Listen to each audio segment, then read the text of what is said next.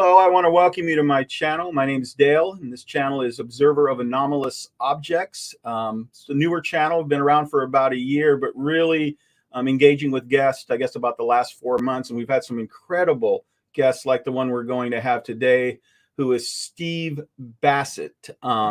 Really excited to have him on.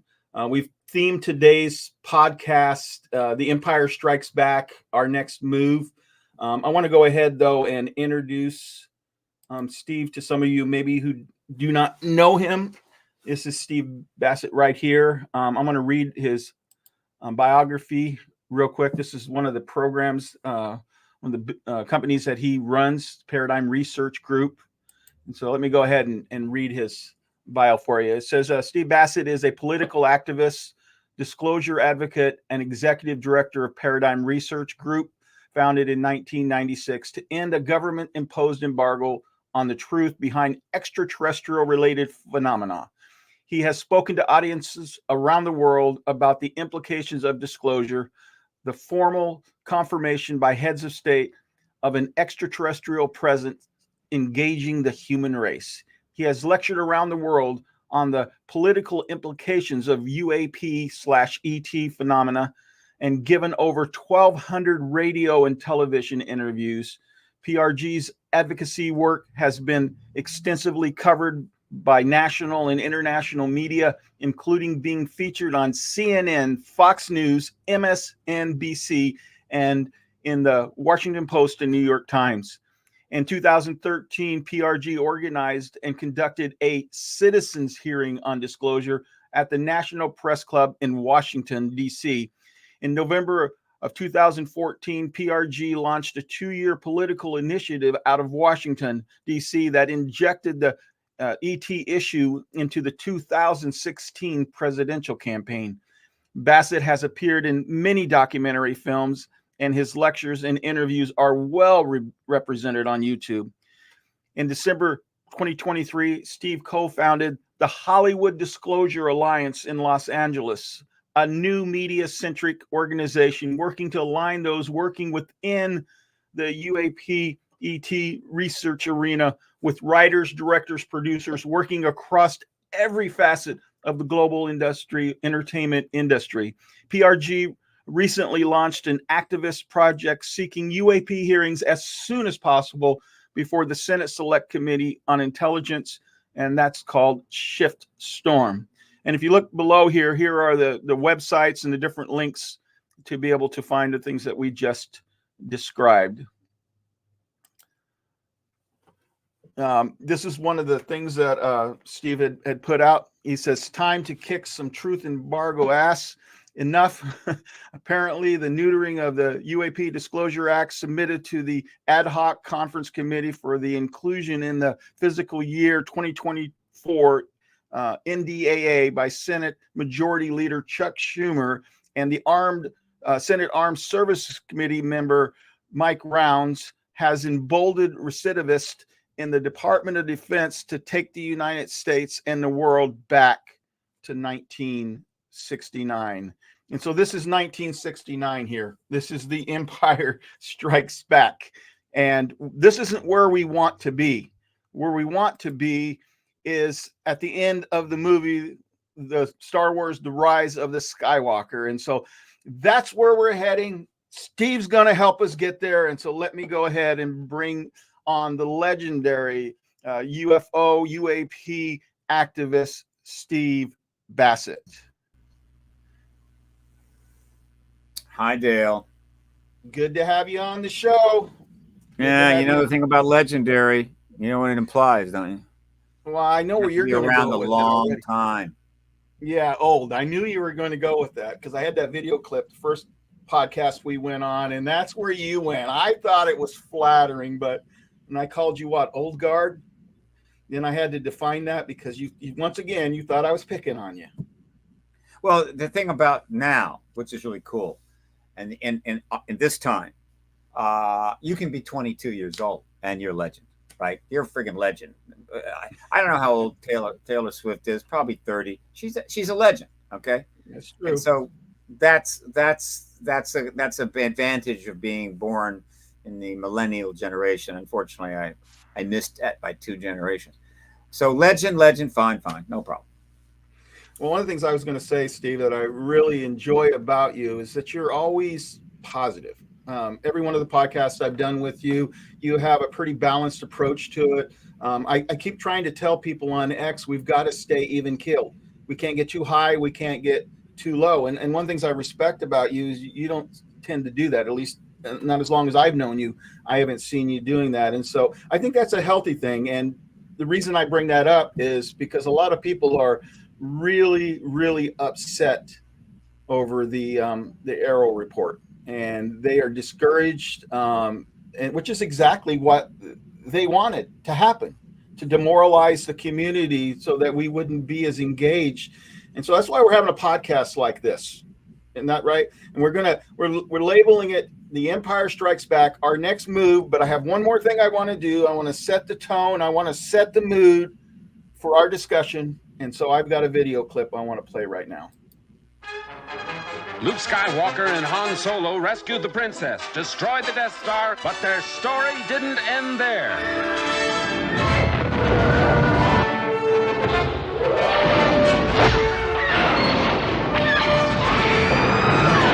Now, the creators of the biggest smash hit of all time bring you the next episode in the Star Wars saga, The Empire Strikes Back.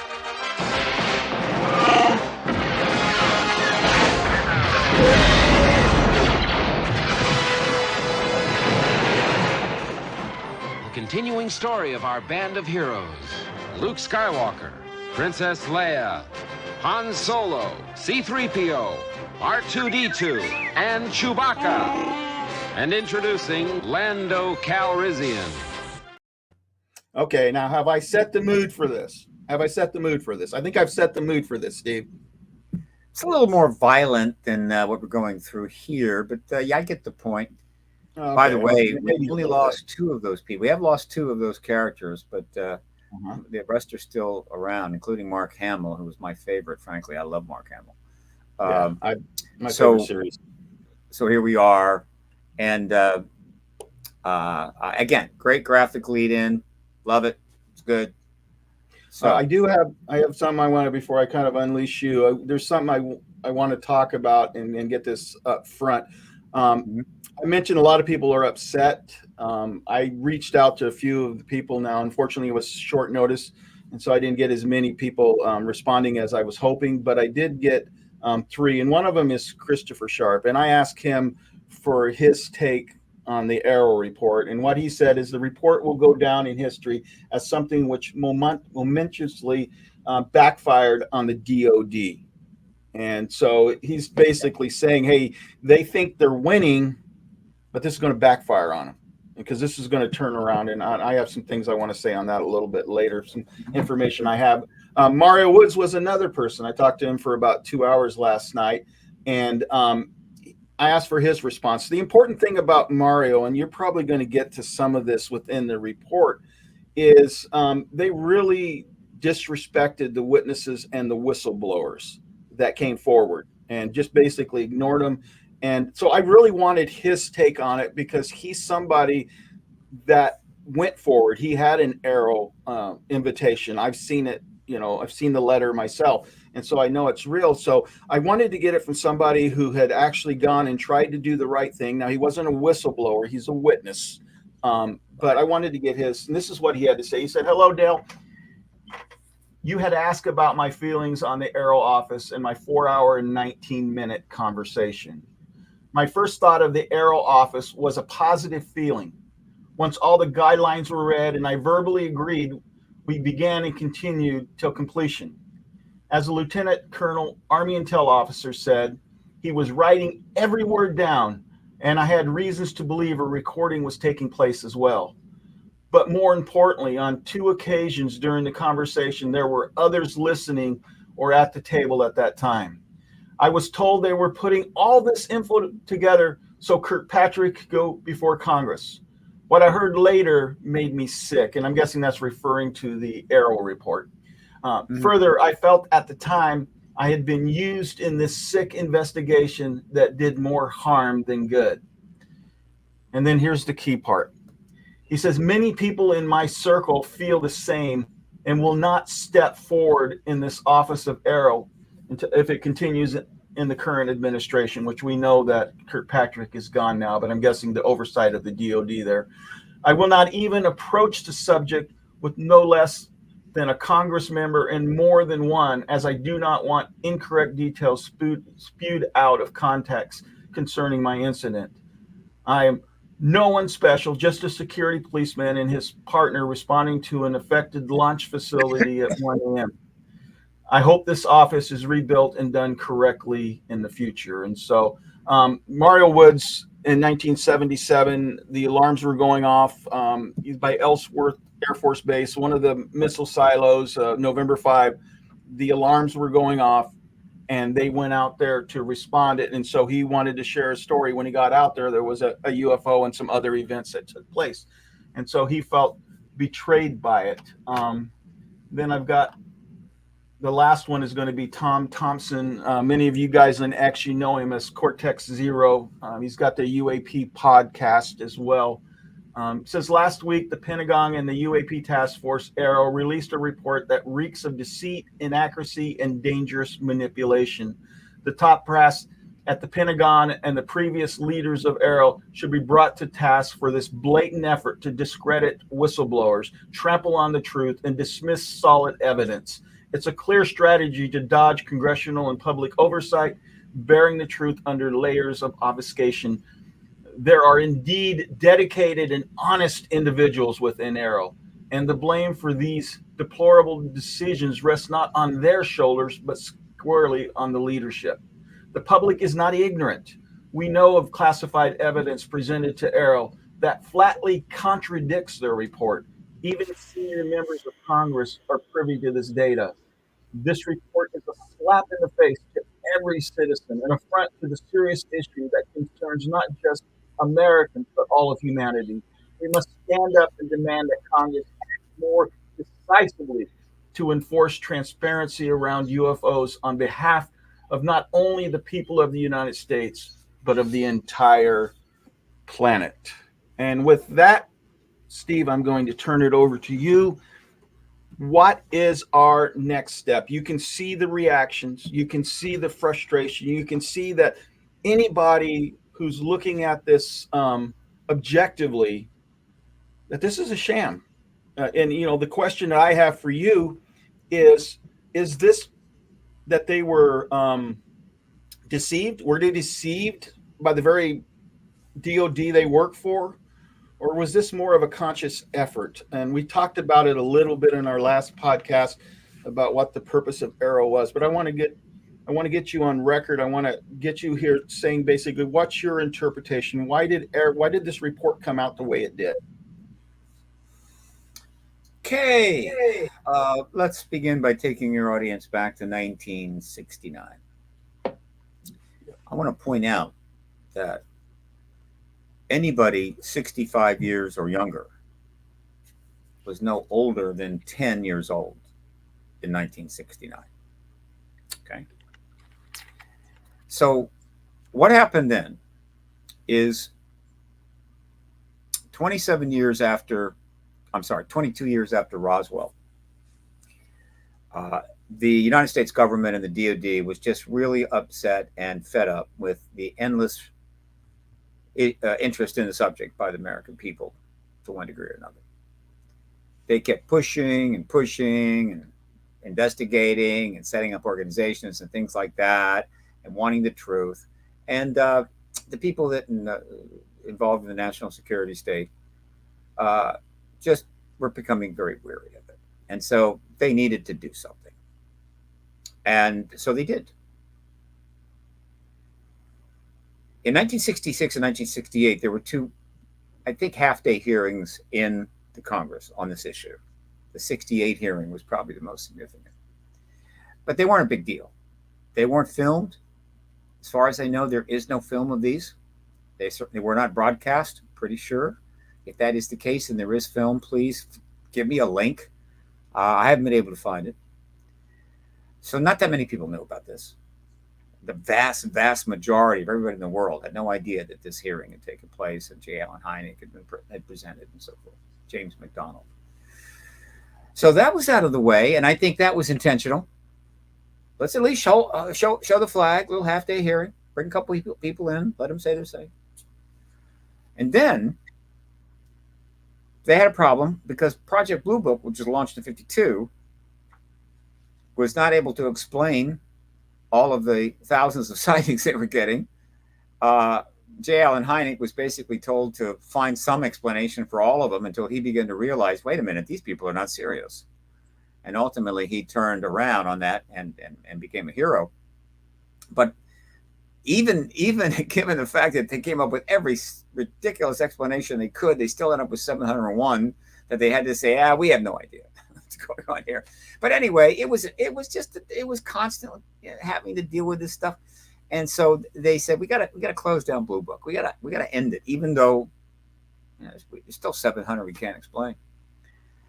And so what they did is they approached Dr. Edward Condon at the University of Colorado and said, Ed, we need a completely bogus report that looks real intellectual and academic, all the right terms, footnotes, whatever. Put this report together. We'll call it the Condon Report. After you'll be famous. And basically, you just need to dismiss it all. Okay. Initially, people didn't know that it was basically a rigged deal. That the vast majority of people didn't even know it existed, didn't know who Edward Condon was, right? But Ed came out with that report, God bless him, and disgraced himself forever. That's the only thing he's going to be remembered for. He also disgraced the University of Colorado, which is yet to apologize for the Edward Condon report.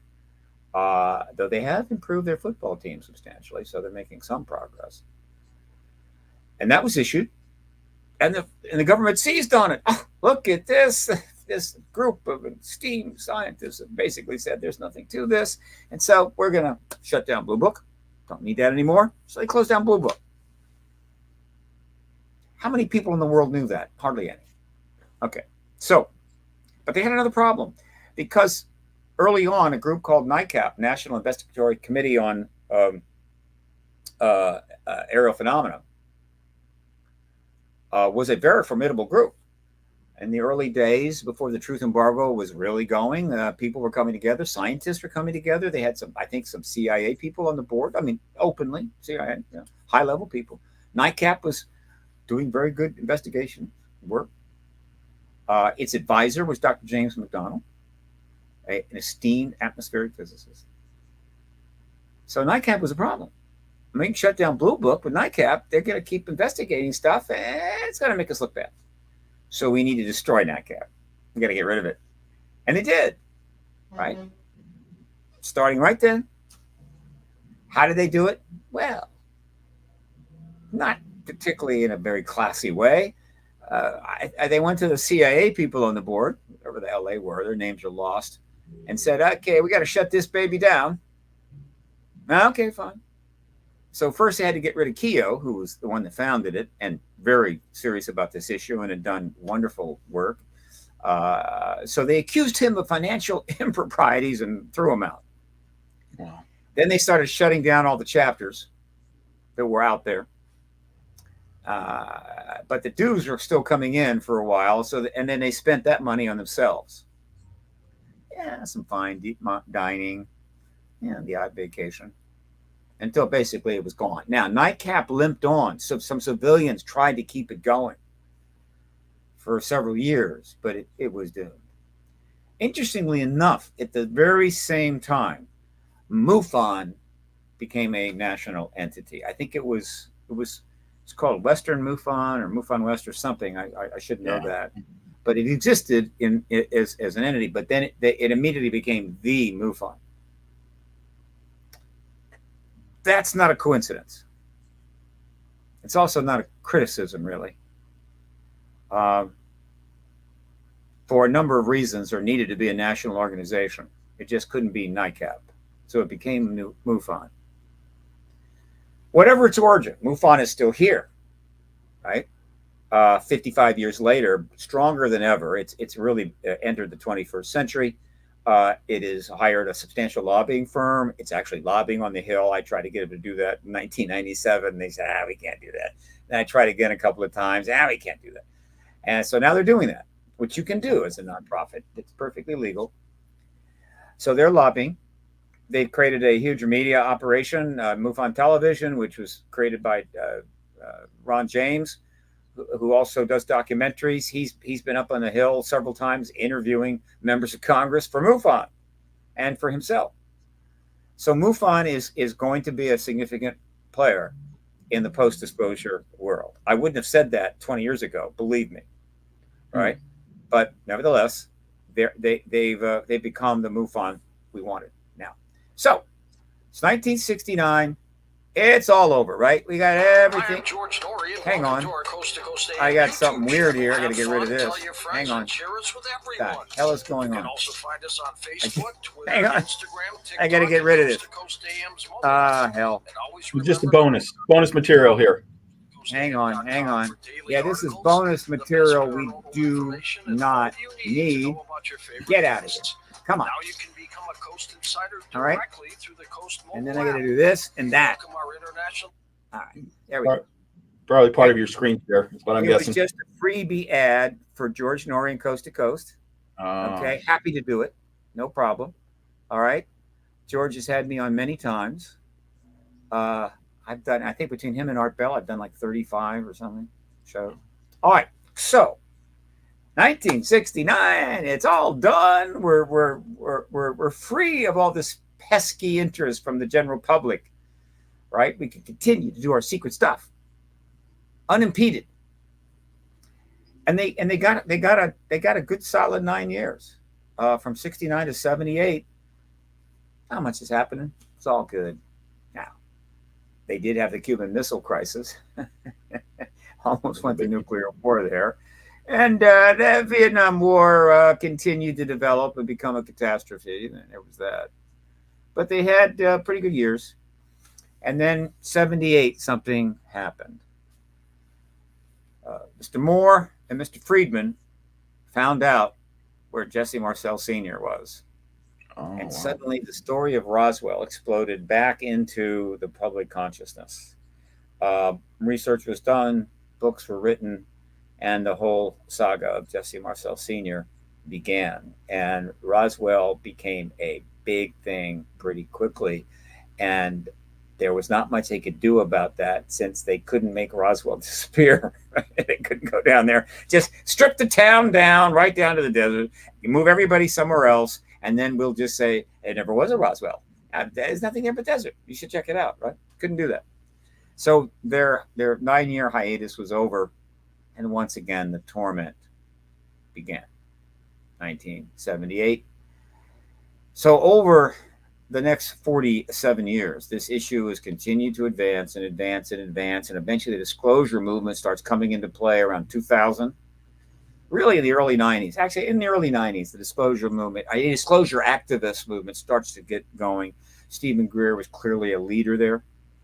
So people are thinking more and more political, as opposed to just sightings or engaging the issue. They're talking about the political aspects of it.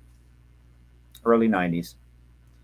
And it continues on for another, about 17 years.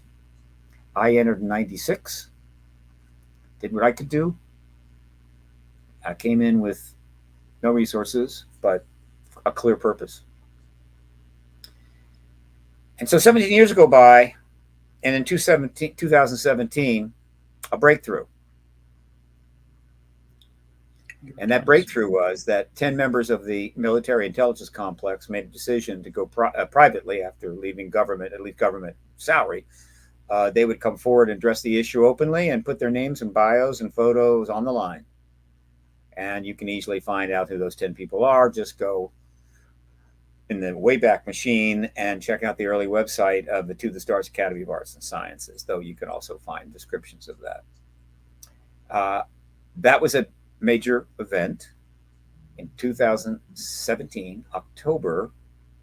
I instantly kind of knew what was happening, but didn't know what they were going to do, right? How serious are they? How far are they going to go? And, well, I'll tell you how far they went. And they knew they were going to do this. This was planned.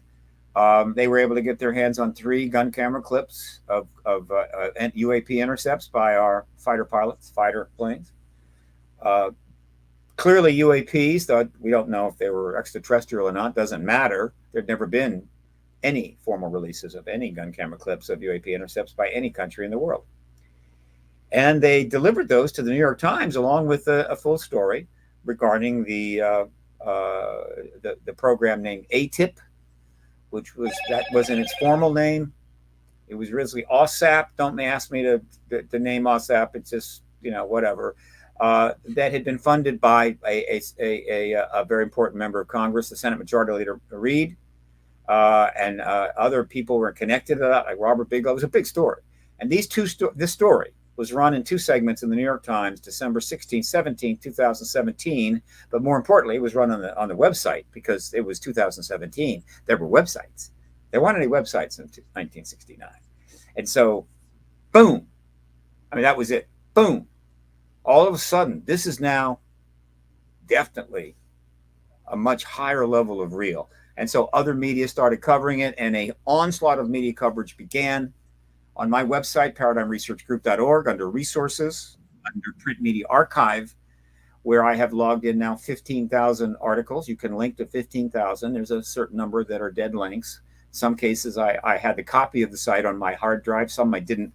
I actually have a bunch of links I could repair because I've got the copies on my hard drive. But there's 15,000, including something like 7,000 articles since 2017. The more articles were published, or put it this way, the coverage has increased dramatically.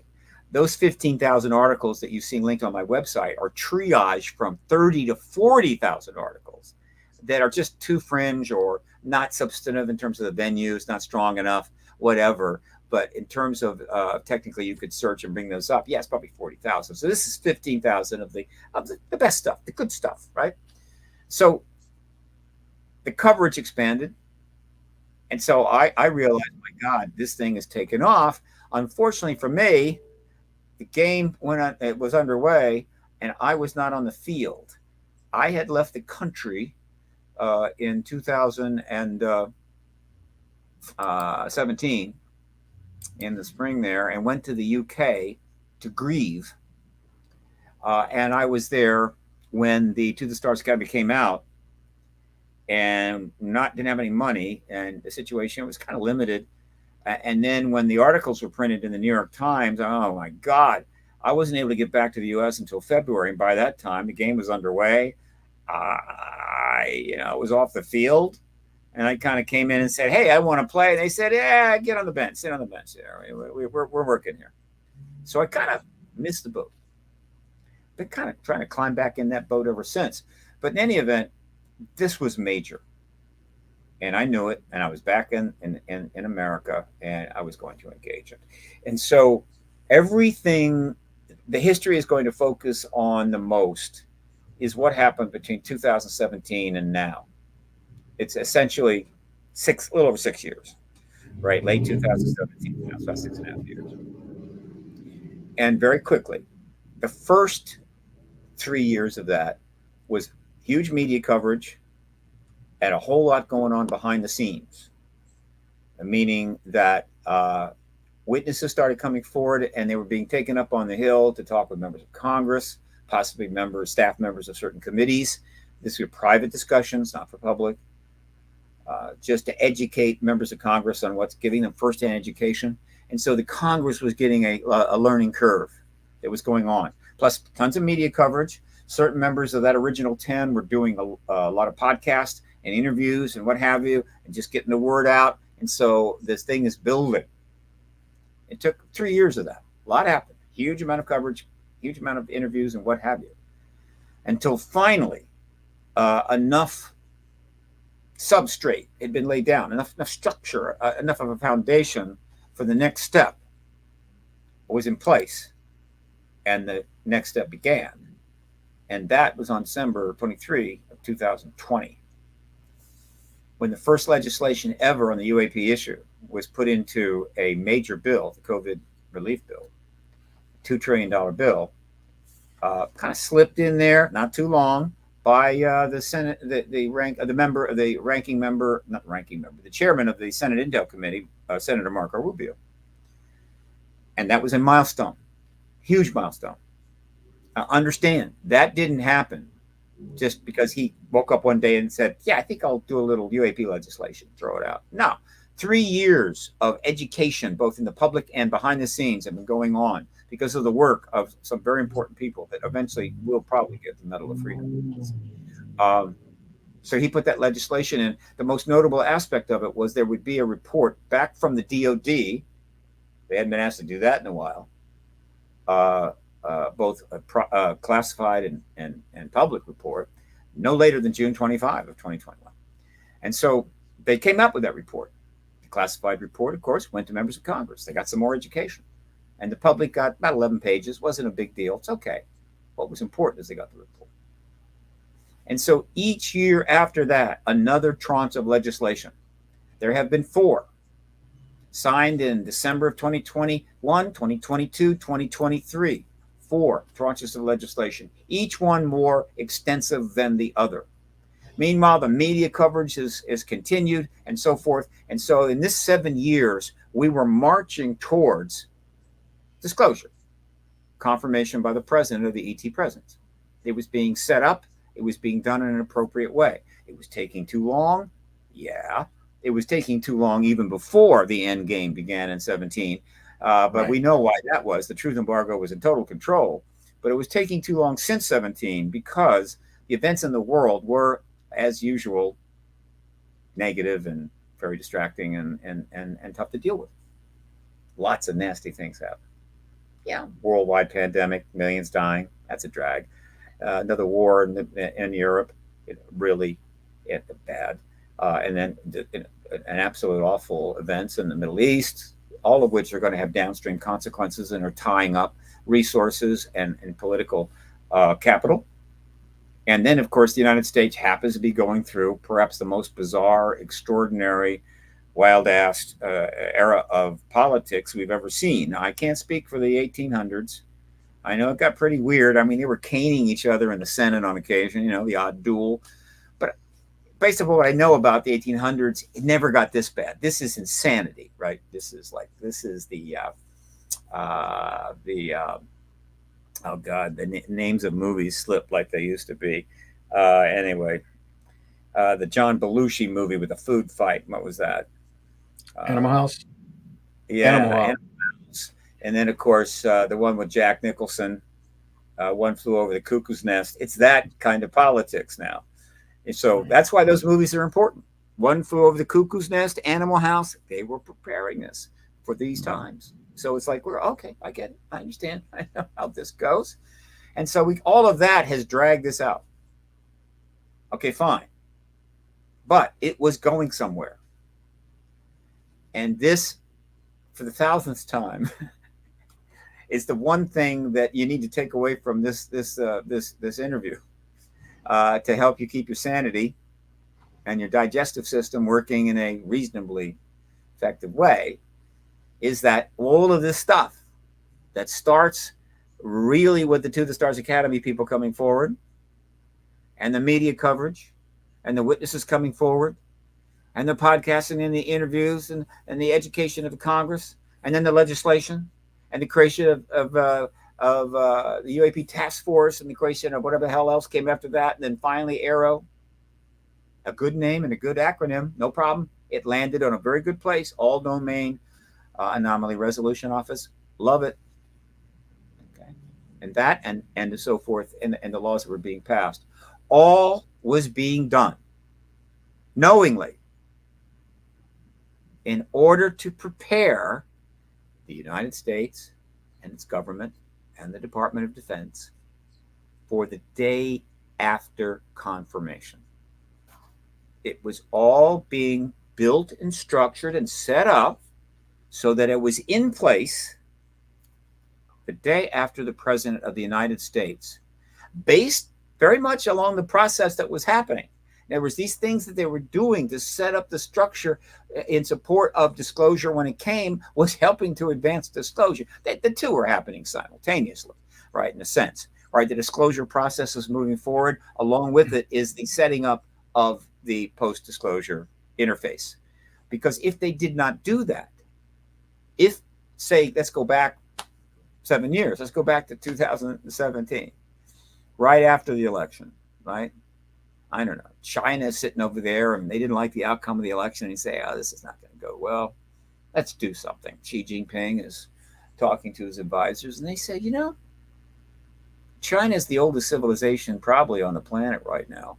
We got nuclear weapons. We've got space. We're going into space. We've even, I think, at some point asserted that China could own the moon if they did something and some copyright thing, whatever the hell. In other words, they want to be a spacefaring civilization. They want to be leading the world in anything and everything. They're pretty proud of themselves. They got 1.5 billion people. And an ancient heritage. They're not shy about their self-confidence. And she just said, you know, we've got gun camera footage. We've got crash vehicles. We got all this stuff. I'm going to present that to the Chinese people and go in front of the world and tell them that there's an extraterrestrial presence. And if she had done that in 2017, you know where we would have been? Be there. We would have been holding the bag, as they say. Right. We would have been faced with disclosure the next day with nothing. No laws, no legislation, an ignorant press, ignorant Congress, no AARO, no structure, nothing to deal with the instantaneous demand worldwide on the U.S. to answer every question, come up with every amount of information, and bring stuff out wherever else, and basically open up their kimono to the entire world. And they wouldn't have been prepared at all. That could have happened, but it didn't. So they have been moving to do that. None of this was about finding out what the hell the phenomena was. Though they acted like it and they said it, it's totally not true. They already know what the phenomena is. I don't care if some secretary to the subsecretary, the undersecretary of the secretary of whatever the hell maybe doesn't get that. The point is the people that mattered got it. They knew exactly what they were doing. It wasn't about finding out about this phenomena so they could tell the American people. They already knew. But their dilemma is they couldn't say that. They couldn't say, because we know about an extraterrestrial presence, we have to do all this stuff and set up AARO and everything so that we can tell you about the extraterrestrial presence. But we just told you. You see that it's a catch-22. And so what they had to do is they had to misrepresent all of this. That doesn't mean there weren't some people involved that actually didn't know what the hell was going on. And they're thinking, oh, wow, I'm helping. I'm going to come forward. I'm going to speak out because we need to know about this. They haven't read any of these books behind me. They have no idea who Richard Dolan is. There could be some people like that. But the people that needed to know, I assure you, that a lot of people knew exactly what was going on. This is not about finding out. It is about what to do when the president confirms it. And so that was on its way in an orderly fashion, and I was thrilled. I knew enough about the inside activity to know that it was going exactly where it needed to go. 4 tranches of legislation, 100 witnesses have been pretty much interviewed, give or take. 20 or 30 of the best will come before the Senate Intel Committee, which is leading on this. There will be a hearing for about a week, 2 sessions a day, 20 witnesses, and the truth embargo will be blown to pieces in front of the world. Millions, if not hundreds of millions, will actually watch it happen.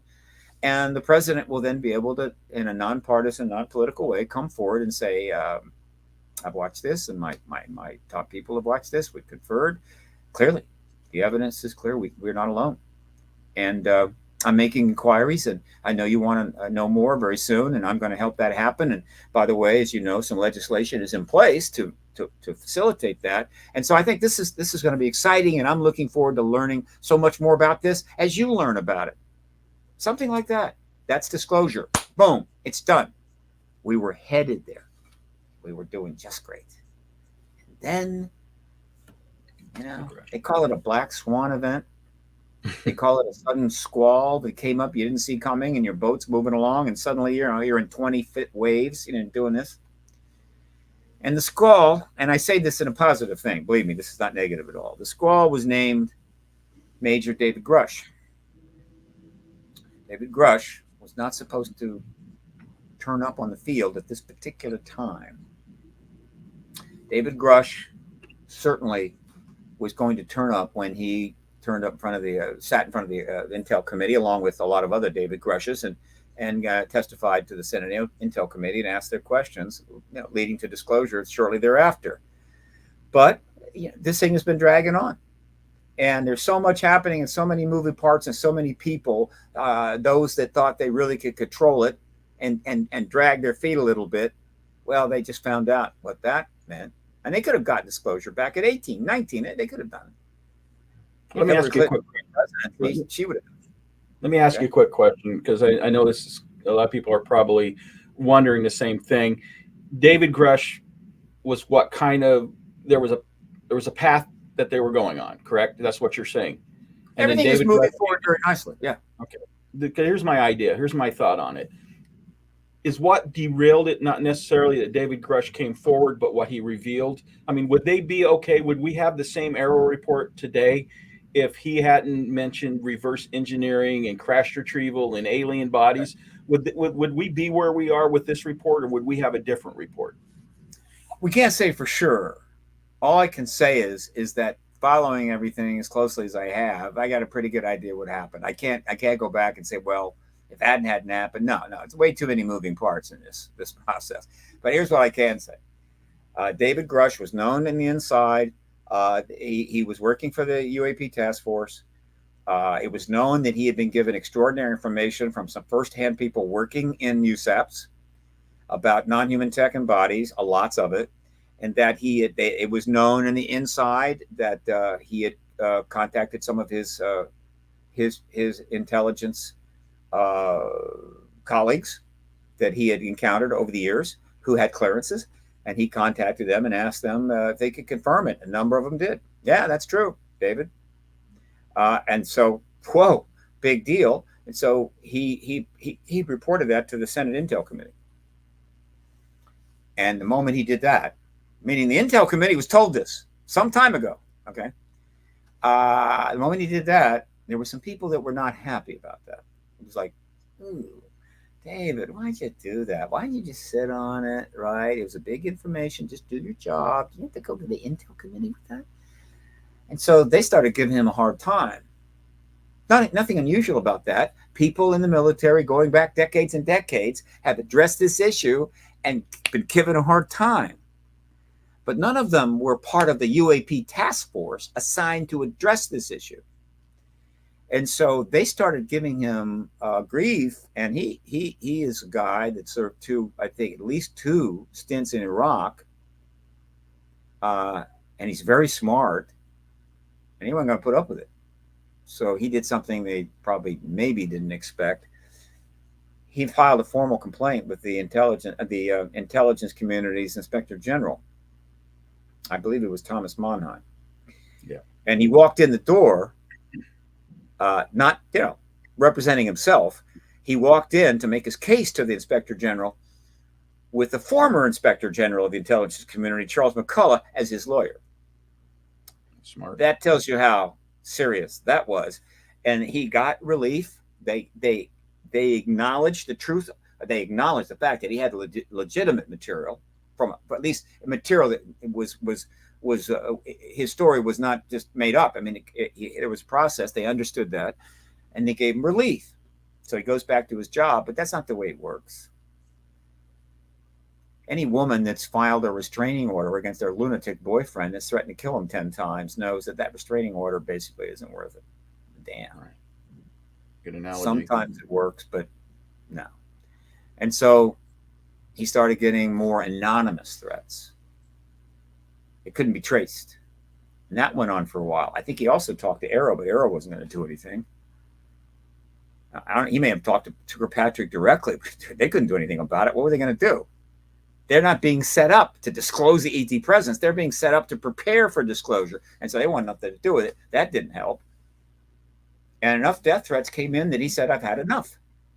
And so this was the Black Swan event. David Grush made the decision to make history. He is not Julian Assange. He is not, oh God, another memory hole. The gentleman, Edward Snowden. He is a man who worked in the UAP program, had all the credentials, was doing his job, and he finally decided to come forward and say, I was told this information. It is not being handled correctly. In fact, the process in which they're dealing with this phenomena is not legal. In my view, it violates the Constitution. And therefore, I am a whistleblower, and I am coming forward and possibly it violating an agreement or an NDA of some kind.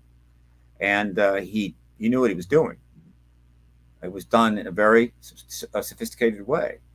He gives a substantial interview to Ralph Blumenthal and Leslie Kean. It goes into the debrief, and the same day that comes out, he's got an interview live with Ross Coulthart. I watched it with hundreds of people at the Contact in the Desert Conference. It was profound. And then, of course, we read the debrief article, and boom, okay? That was the Black Swan event. That was not expected. And that is what has triggered what has happened next, that has led us to this day. So June the 5th, Major David Grush comes forward to try to get relief from the threats that he is getting and tells that information. The media explodes. And I think all the best made plans of the DOD and mice have been gone agley, And so what are they going to do? I understood their dilemma. I understood, my God, if I'm Rubio or Warner or Gillibrand or Gallego or Carson or Tim Burchett, who had been already speaking publicly on this, he'd gone on television and said there's ETs here, right? But that's not quite the same thing as David Grush coming forward. And what are they going to do? What's the Pentagon going to do? The situation was really a mess. So we waited. It took 39 days. Now, during that 39 days, there were things happening. Kirkpatrick, who was in an impossible position as the head of AARO and unable to address this at all, and now that Grush had come forward, was going to potentially have to answer all manner of questions it could not answer, panicked, and to try to maybe keep some distance, he attacks Grush immediately in writing. Big mistake. Somebody else releases some medical files of Grush to try to undermine him, because when he came back from his stints in Iraq, he was very troubled. He had a lot of problems, and he had to deal with them. And he did effectively, so well, in fact, that he ultimately was given at full security clearances back, and then hired to do important work, including run the UAP task, be in the PA task force. But nevertheless, that medical record release was, of course, illegal and awful, but nothing unusual about it. And so that was happening, but that was just nonsense stuff. That was just silliness. What was going to be the real next step? And it caught me by surprise. It took 39 days before we got the next, what I would call, step towards disclosure in the context of the post-Grush era. And it came from the mouth of Senate Majority Leader Chuck Schumer, who is not a formal member of the Intel Committee, which has been leading this. He is an ex officio member, and also very political, and had stayed out of the issue because he is too political. Suddenly he steps forward out of nowhere and says, there's going to be some more legislation put into the bill. There was some things up on the website, the Senate website, but not too much. Mike Rounds and I have been working on 65 or so pages of additional legislation, and we're putting that up. It went up on the 27th of July. This is the July 14th. And they kind of described it. We're going to set up a full plan to disclose everything. We're going to set up a review board, appointed by the president to review the process. We're going to give certain members of Congress additional oversight authority to guide the process responsibly. We're going to give all of them a subpoena power, high-level clearances, meaning this is it, guys. we're going to put in the legislation that will actually allow the process to start in an orderly, responsible way, right? Anything 25 years or older will have more kind of a greased path forward. Still could be withheld, right? But by and large, that stuff is going to have a fast track. Everything less than 25 years will be under more review and could be delayed that long, 25 years from its initial reaction or action, whatever. It's all fine. Okay, we're going to do that. And that was great. I'm going, this is fantastic. And then he does what is the real response to what happened with David Grush. And I have said in many interviews, you need to think of this as a endgame master move by a grandmaster chess player that catches everybody in the audience by surprise. They go, "Oh my God, he's going to be checkmated. He's going to lose. Oh no, he's going to win the game." He said publicly, this legislation will assert that the U.S. government has eminent domain over that non-human tech and non-human bodies that David Grush was talking about to the debrief in Ross Coal-Fired. And when he said that, I said, oh boy, the party is now really going to get started. And so why? Why was that? That's a moment of history, folks. Historians are going to be talking about that moment. I think it's on film. I need to find that. I think it is. I hope to God it is. This is an historical moment. Because when he said eminent domain, the moment those words came out of his mouth, he accomplished, well, in addition to the rest of his statement about the pending legislation submission, he accomplished these things, boom, in an instant. First, he completely backed up David Grush. Why would the Senate Majority Leader be asserting eminent domain in the next legislation over non-human tech in the hands of civilian contractors and any civilians if there is no non-human tech or non-human bodies? That wouldn't make sense, now would it? And so he just said, yeah, we've got non-human tech and bodies. All right. The second thing he did was essentially completely support the Intel Committee. He'd been sitting back. He hadn't said anything. He could have come forward and say, this whole legislation for UAPs and stuff, it's really ridiculous. We need to stop this. No, he just completely told them. He told everybody, I'm behind the Intel Committee. Rubio, Gillibrand, Warner, all of them, backing them up. They're doing righteous stuff. The third thing he did was send an entire message out to the world, because that's the way things are now.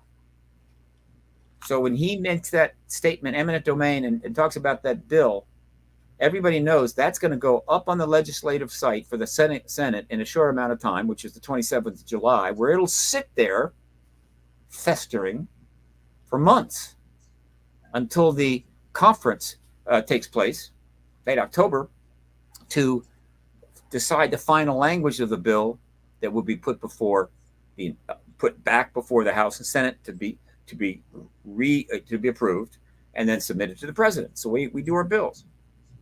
Months. And so anybody in the world could just go on the internet, click, and go to the legislative page for the Senate and read the pending bill. The whole eminent domain UFO or UAP Control Act and its control plan, all that stuff. You can read it all with the subpoena power and all that stuff. Anybody. And millions did. So if you're a member of Congress or a staffer, if you're the undersecretary of state for whatever the hell, you can read it. If you're the chief of staff of the executive branch of any country, you can read it. Anybody in the world, and they did. And so that message has now been sent worldwide. This is what we're going to do. So he accomplished that. But then he accomplished one more thing. If he doesn't put eminent domain,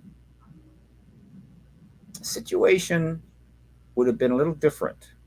And how it might have landed is hard to say. It would have been also a very powerful strategy. And it would have been a little bit more difficult for serious pushback to take place, but it was probably going to happen anyway. And I think he knew that. And so he decided, look, they're going to come after this bill anyway. So let's double down here. And so when he puts eminent domain in there, he basically just punched every defense contractor in the country right in the nose and says to them, we know that you have been very patient. We know that you have taken those billions of dollars we have given you to do research on these vehicles, to learn their science, their technology, to reverse engineer, whatever the hell, right? And anything else that their very presence stimulates, like the idea of star to star travel, the workaround against relativity, looks like it can be done. And since you know it could be done, that's where you really start putting the money into it, right? And so they probably doing a little of that. God knows. And we know they've been doing remote viewing research, everything else. Who knows what's in the civilian sector? Basically, they've had it made. They're making tons of money. They're doing all this fancy stuff, secret work, special. Oh, they're feeling very proud of themselves. They got underground parking. They got, wonderful dining, facilities at their locations, whether it's DOD or whether it's, Lockheed Martin, whatever. They got it made. And the civilian guys are exempt from the FOIA laws. And they know that eventually there's going to be disclosure. And so this stuff can come out, which they fully intended to patent if they already hadn't patented, and have the rights to it. And they were going to be able to form companies and projects and everything else and make billions, if not trillions of dollars. And they've been waiting patiently for that opportunity. Some of them didn't live long enough to cash in, but still the company was going to make a fortune. And he just said, if we want it, and we may not, we will take it. And probably they would compensate. That's the way it is in normal circumstances. When they come and take your land, they compensate you. But since the government's been paying them to do all this work all this time, the government may say, you've already been paid. We just want it. Okay. And so they said, that is not going to happen. He forced their hand. That's the fourth thing he did. He forced their hand. And so they had to come after the bill, period. And that was hugely significant. And here's why. When all those opposed to that bill or any part of it decided they had to take it down, the only way they could do that was to come out of cover. It's like those sniper wars you have, the sniper conflicts you have in these movies, sniper versus sniper. The only way one can win is if you can trick one of the others to come out of cover and then take them out. That's the way it works. Mm-hmm. And so he just forced them out of cover. And so we didn't know about it for weeks, but the buildup was going on for weeks until it started to leak out. Danny Sheehan learned about it. Others learned about it. I finally learned about it. I didn't believe it at first. And so what they did was tell certain individuals, lobbyists, whatever, representatives, whoever, and they couldn't do it. I mean, they couldn't come forward and say and engage it. They had to use intermediaries. And they said, go up in the hill, find powerful people in Congress that get millions of dollars of funding from us, and tell them if they don't cut that bill out, they're not going to get the funding anymore. And the people they targeted were the actual people you would expect. Individuals who get lots of defense contractor funding for their campaigns and have great power. Mike Turner, chairman of the House Intel Committee. Mike Rogers, chairman of the House Armed Services Committee. And Mike Johnson, the Speaker of the House, who has a lot of power.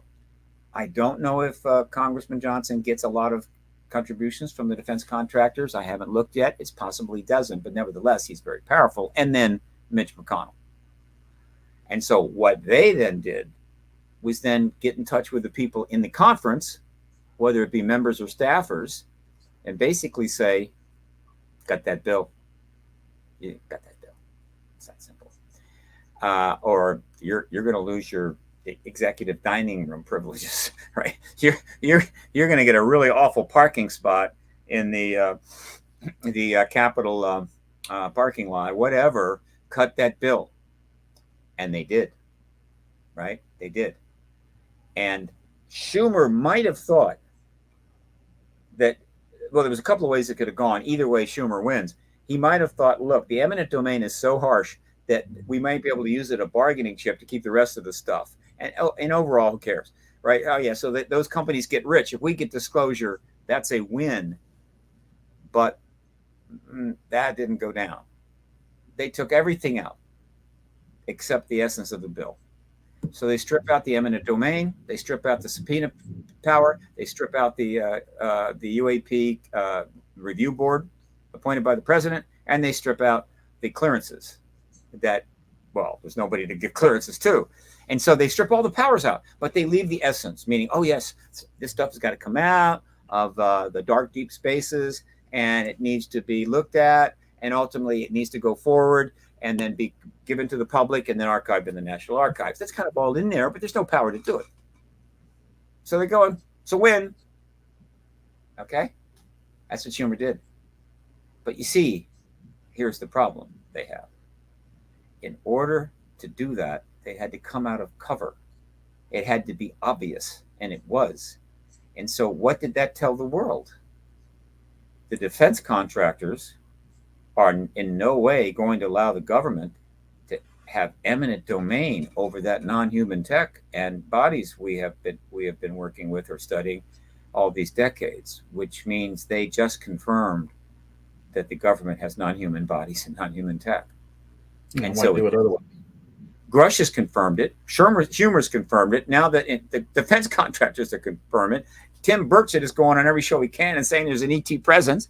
Gary Nolan, Nobel nominee, is going on shows and saying there's an ET presence. Who in the hell hasn't confirmed an ET presence? This is awkward. Okay, and so, but they're still saying it's a win. It's a win.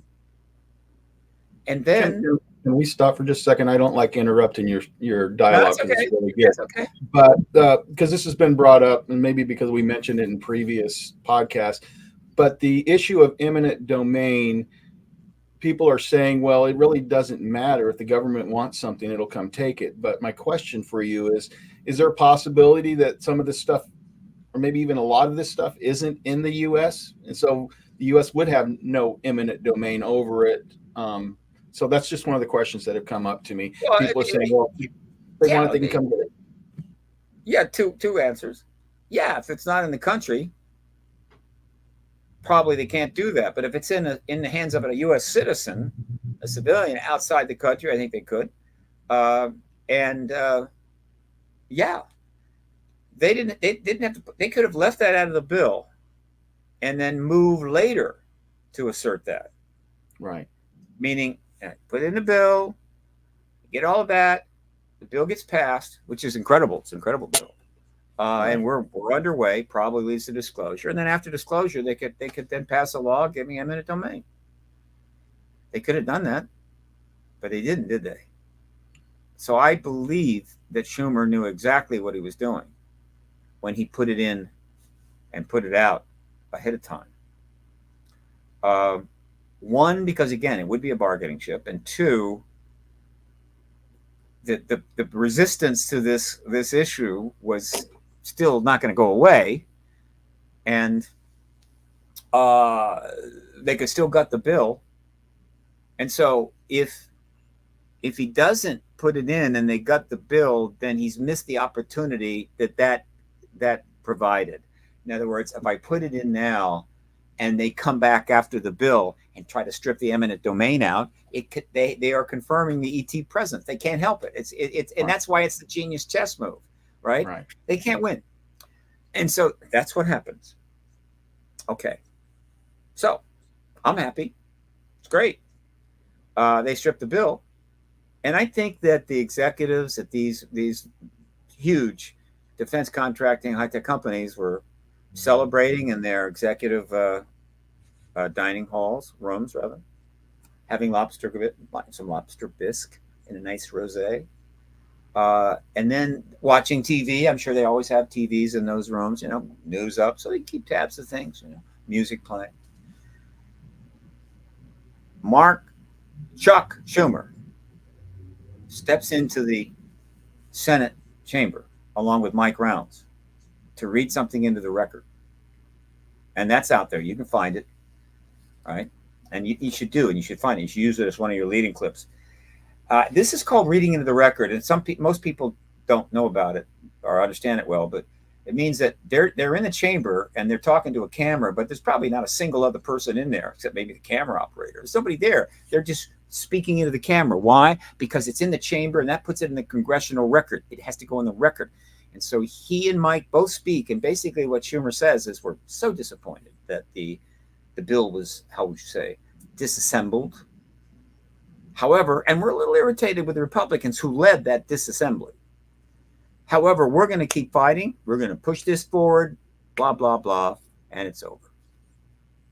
And at that point, all those execs in their executive dining rooms suddenly realized what just happened. And when it hit them, I think some of them probably spit some of that lobster bisque all the way across the dining room because they realized they'd been had. Why? It's simple. The Senate Intel Committee is the one that now controls the narrative. Grush is out. Okay, that's done. Schumer's confirmed it. A bill was submitted. They gutted the bill, but the whole basic issue of non-human tech hasn't gone away. And so, more importantly, while they had the power to gut that bill because it had to go through a conference between members, representatives from the House and the Senate to come up with a final language that then had to be repassed, the Senate Intel Committee is the player here. It is the point of attack, and there's nothing they can do about it because the hearing is what will end the truth embargo and set the president up. And only one person has that power, and that's Mark Warner. The defense contractors, well, I mean, they could go and try to bribe Mark Warner and say, Mark, we know you got the ball now, and we don't want you to throw that pass, so we'll give you like $400 million, right? What do you want? What do you want? I'll give you anything you want, Mark. Okay, just don't call that hearing.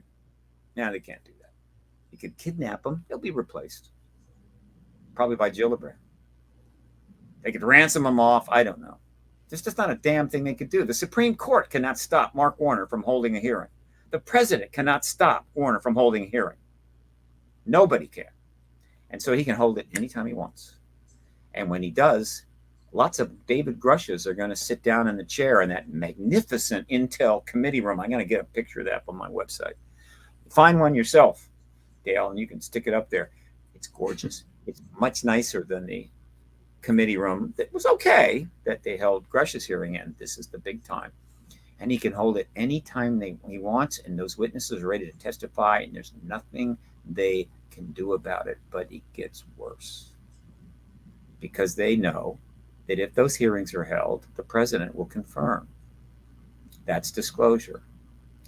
A day or two after that, Mark Warner, the grandmaster chess player, is going to announce that the Senate of the United States, or rather the Senate Intelligence Committee of the United States Senate, will be resubmitting as a standalone bill the UAP Disclosure Act, word for word, with eminent domain and subpoena power and probably a couple of the other powers, right? Word for word as a standalone bill, which will be passed immediately and then thrown over to the House.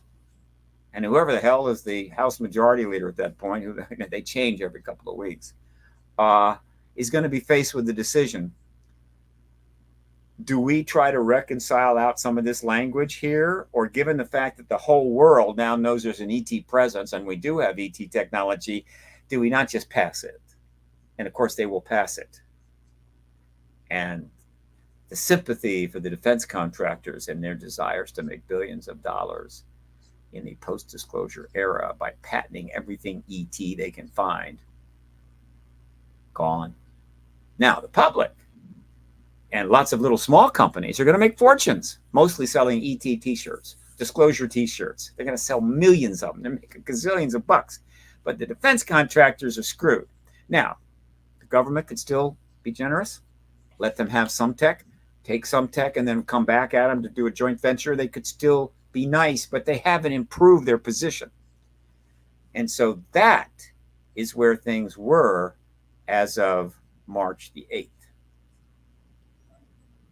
So what happened then? Here is my best understanding. The defense contractors panicked. The lifelong defenders of the truth embargo, uber all, panicked.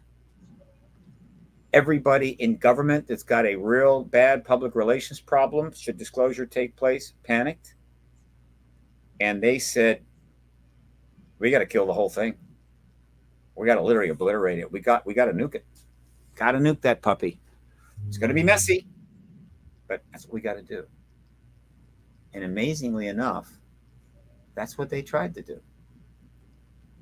They actually tried to pull a 1969 to do what happened then, now, in 2024. And I still have difficulty believing they were that stupid. But I kind of know why they were able to make this blunder. And two reasons. One, well, the major reason, they're petrified of social media and the internet, unless it's, the internal internet in the Pentagon or whatever, or over at the company, right? I'll say, but the general wide internet scares them to death. They're not on it. They don't want to be on it. They don't want to see it. It's nothing but trouble. They want, remember, they got these classified programs. They got careers. They got making good money. They don't want to be on the internet. So they just stay away from it. They don't know it. They don't understand it, right? There's probably people in the Pentagon today that has no idea that Taylor Swift has 95 million followers on Twitter. I don't know how many she has on TikTok. It's probably 200 million, whatever. They have no idea. So without that understanding, here is what they didn't get. In 1969, there was no internet. There was no X, Facebook, Instagram, and TikTok. The congressional hearings of 66 and 68, I don't think were even televised. Most people didn't even know about it. The vast majority of people didn't know that even Roswell existed. The vast majority of the people in the world had no idea about this stuff, except within a slightly growing group of people that were really serious about it. And so they could do all that they did, and no problem. And so it worked in 69. Why can't it work in 2024? Well, again, they forgot about the internet and social media. And so what they just did, it was like the emperor's new clothes, This time, they walked out, not in front of a few villagers. They walked out in front of 1 billion people, and all of their aides were running around saying, the emperor's clothes, the emperor's clothes. Look at those incredible clothes. 1 billion people. But not just a lot of people. People that had the ability to communicate globally instantaneously, to virally connect in exponential ways so that something could start here and be in the face of like 50 to 100 million people inside of a week. That was not what it was in 69. And so they dropped this down, and now they're going to find out what a big mistake they made. The internet is just gearing up. The social media activism is just gearing up. The media, by the way, which is far more extensive than it was in 1969, which has already come on board in this issue and done thousands of articles in the last few years, is just gearing up. Now, look, when they dropped that report to a select group of carefully selected, a group of carefully selected journalists, I don't know why they chose them, but in any event, and so that they would then drop the story, boom. I'm logging them in as fast as they come up. I think I'm up to about 90 made significant publications across the English language world, India, Pakistan, Australia, Canada, UK. Those things are coming out pretty much verbatim. Here's what they said. There's nothing to any of this, et cetera, et cetera, et cetera. The journalists, though, or the journalistic venues, are going to do that. They're going to write up, this is what happened. This is what the report says, and so forth. They don't write opinions. But at some point, they're going to again turn on it. And they say, okay, we did that. Now, let's address the problems here. Let's address this a little more deeply. And so they are going to come at them. And the internet is going to blow this up. And that's already started. I'm getting podcast requests so fast I cannot service them. I just had an article in Washingtonian magazine. Boom, it happened. Called me up. Boom, there it is. Great article. Fantastic photo. Check it out. And Danny Sheehan has got a full-fledged think tank that's now starting to get some serious money. New Paradigm Institute. It's been galvanized. Gary Nolan created a scientific think tank, Soul Foundation on the West Coast. It's been galvanized by this. Paradigm Research Group is now filing for nonprofit status as a think tank, and I expect to raise some money. It's been galvanized. And podcasters have been galvanized by the hundreds. The internet is about to jump on the DOD. It's also going to be jumping on Sean Kirkpatrick, and I feel bad about that. Because what they ultimately did was this. Sean, we need you to be our Dr. Edward Condon. We need you to, whatever, you've been working on a report, whatever. I want you to come up with that report. Let's get it done, get it to us. And that report has got to make it pretty clear that there's nothing to any of this. And then we're going to use that report, like the government did in 1969, to shut down AARO. Now, in 1969, they shut down Blue Book. And as it happens, the report that's being made is not coming from an independent university. It's coming from the head of AARO, but they're going to use it to shut down the entity that he was in charge of. Okay. And then, just in case, just to be sure, we're going to destroy MUFON. We're going to blow it up, right? I don't know. We're going to sell it off to the Chinese or infiltrate it with, Russian hackers or whatever the hell. We've got to destroy MUFON. And it's the hat trick. We pulled it off. Just like 1969. We're done. This is so funny. So funny. It's hysterical. To some degree, some of these men, women, whatever, actually thought that's what they were going to do.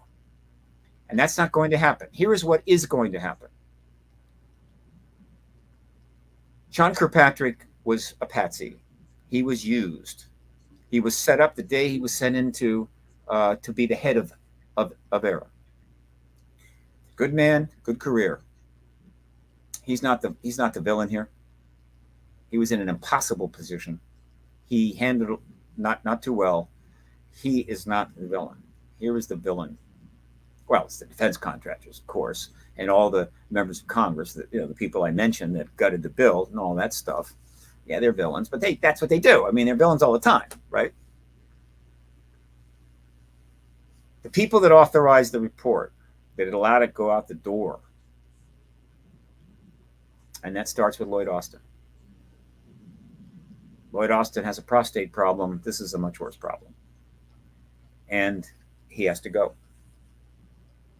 There is no way that this report was delivered to the New York Times and other reporters and then put to the world without Lloyd Austin clearing it.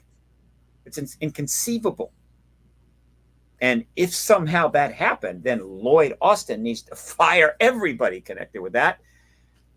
Now he signed off. That's it. He has to resign. Lloyd Austin absolutely has to resign. And everybody involved in the authorization of that report, not the writing of it, not the research, I don't care. That includes Kirkpatrick, of course, he's already resigned, has got to go. I don't know if that includes Susan Gow or not. She is basically the spokesperson. She just tells what other people tell her. She could have, and I don't think she knew enough or knows enough to really go, wait a minute, that's unacceptable, and become a whistleblower. No, so not her. But everybody else has got to resign. They just committed one of the most awful, egregious acts of mendacity in the history of the planet. Now, the competition for that is intense. All right, very intense.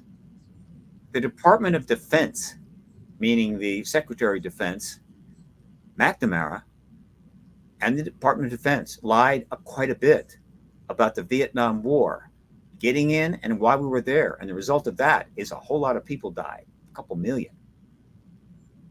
And if there's a hell, I'm not a religious man, McNamara's there. Donald Rumsfeld and the DOD lied about a number of things regarding Iraq post 9/11, helping it possible for a president with daddy issues to go into the Middle East and slaughter hundreds of thousands and ruin the lives of millions based on lies. That's some serious mendacity. But this is worse. In the context of everything that's happened, in the context of how many millions, or if not billions of people know it's a lie, in the context of how important the issue is and what it means, and in the context of what disclosure is taking place right now as the world is pretty blowing up, and we desperately need a paradigm shift, something to get us in another direction before all goes to hell. This lie, number one, notice I used my index here. Number one, Austin has to go. Others inside the DOD have to go, particularly appointees. It's that simple. And we're gonna stay on this until they go. But first and foremost, we've got to essentially do one thing. And this is what shiftstorm.org is about, the New Paradigm Institute is about, Paradigm Research Group is about, and other entities that are forming faster than I can log them in. I mean, there's lobbyist form and UAP disclosure thingy and all kinds of stuff. It's just like, it's moving up. We're not going to march on Washington. This issue is not something you march on Washington about. It doesn't have the right, what's the word? It just doesn't, it's just not, the nature of it doesn't lend itself to that, and it's not needed. But plenty is going to happen. And the number one thing is this. All of us need to focus on one man primarily. His name is Mark Warner. His father was John Warner. Very, very, very, very significant human being, a strong person who held major positions, including, I think he was also the chairman of the Intel Committee. Mark Warner. And the message has to be clear. Senator Warner, you absolutely must not waste any more time. You must get the witnesses in front of your committee as soon as possible and get the testimony we know they're ready to give so that disclosure can happen. And then the DOD will have to deal with that, right? And it will not be pretty, but that's on them. Mark Warner. The Shiftstorm is about that. When you go to Shiftstorm, don't forget the F.org, what you find is some simple instructions that explain how anybody on Twitter X can send a tag message to Warner, Rubio, Gillibrand. And Warner, Schumer, Rubio, Gillibrand, 4. And the tag message goes into their notifications box, and we can pile them up by the thousands. Basically, at Senator Schumer, we need these hearings now. At Senator Rubio, we need these hearings now. It's easy to do. You can send dozens to each one. Just try to change the wording. That's shiftstorm.org. It's been underway for a couple of months. I hope people use it. You can also send emails. We provide that address. If you don't have an address in the state that they represent, that email will not be accepted. But if it does happen to contain an address in a state they represent, the email goes through, and we can pile the emails up in their email box. They will see them, I assure you. When those kinds of things happen, the staff calls them up and says, you need to check the email box. So you can do that. Don't bury them in phone calls. If you want to write extremely well-written, long letters, that's okay, right? I get it. Don't go ahead. I'm getting some of those sent to me. I appreciate that. But let's just face it. In the time it takes to write one long letter, you can fire off 50 tagged tweets to all 4 of them, right? So that's what Shiftstorm is all about. Obviously, we're going to be talking about this on podcasts and what have you. And then, of course, in New Paradigm Research, New Paradigm Institute, they've set up a sophisticated form there where no matter who you are, you can quickly put in a zip code and you can then send a message directly to any member of Congress. And that's fine.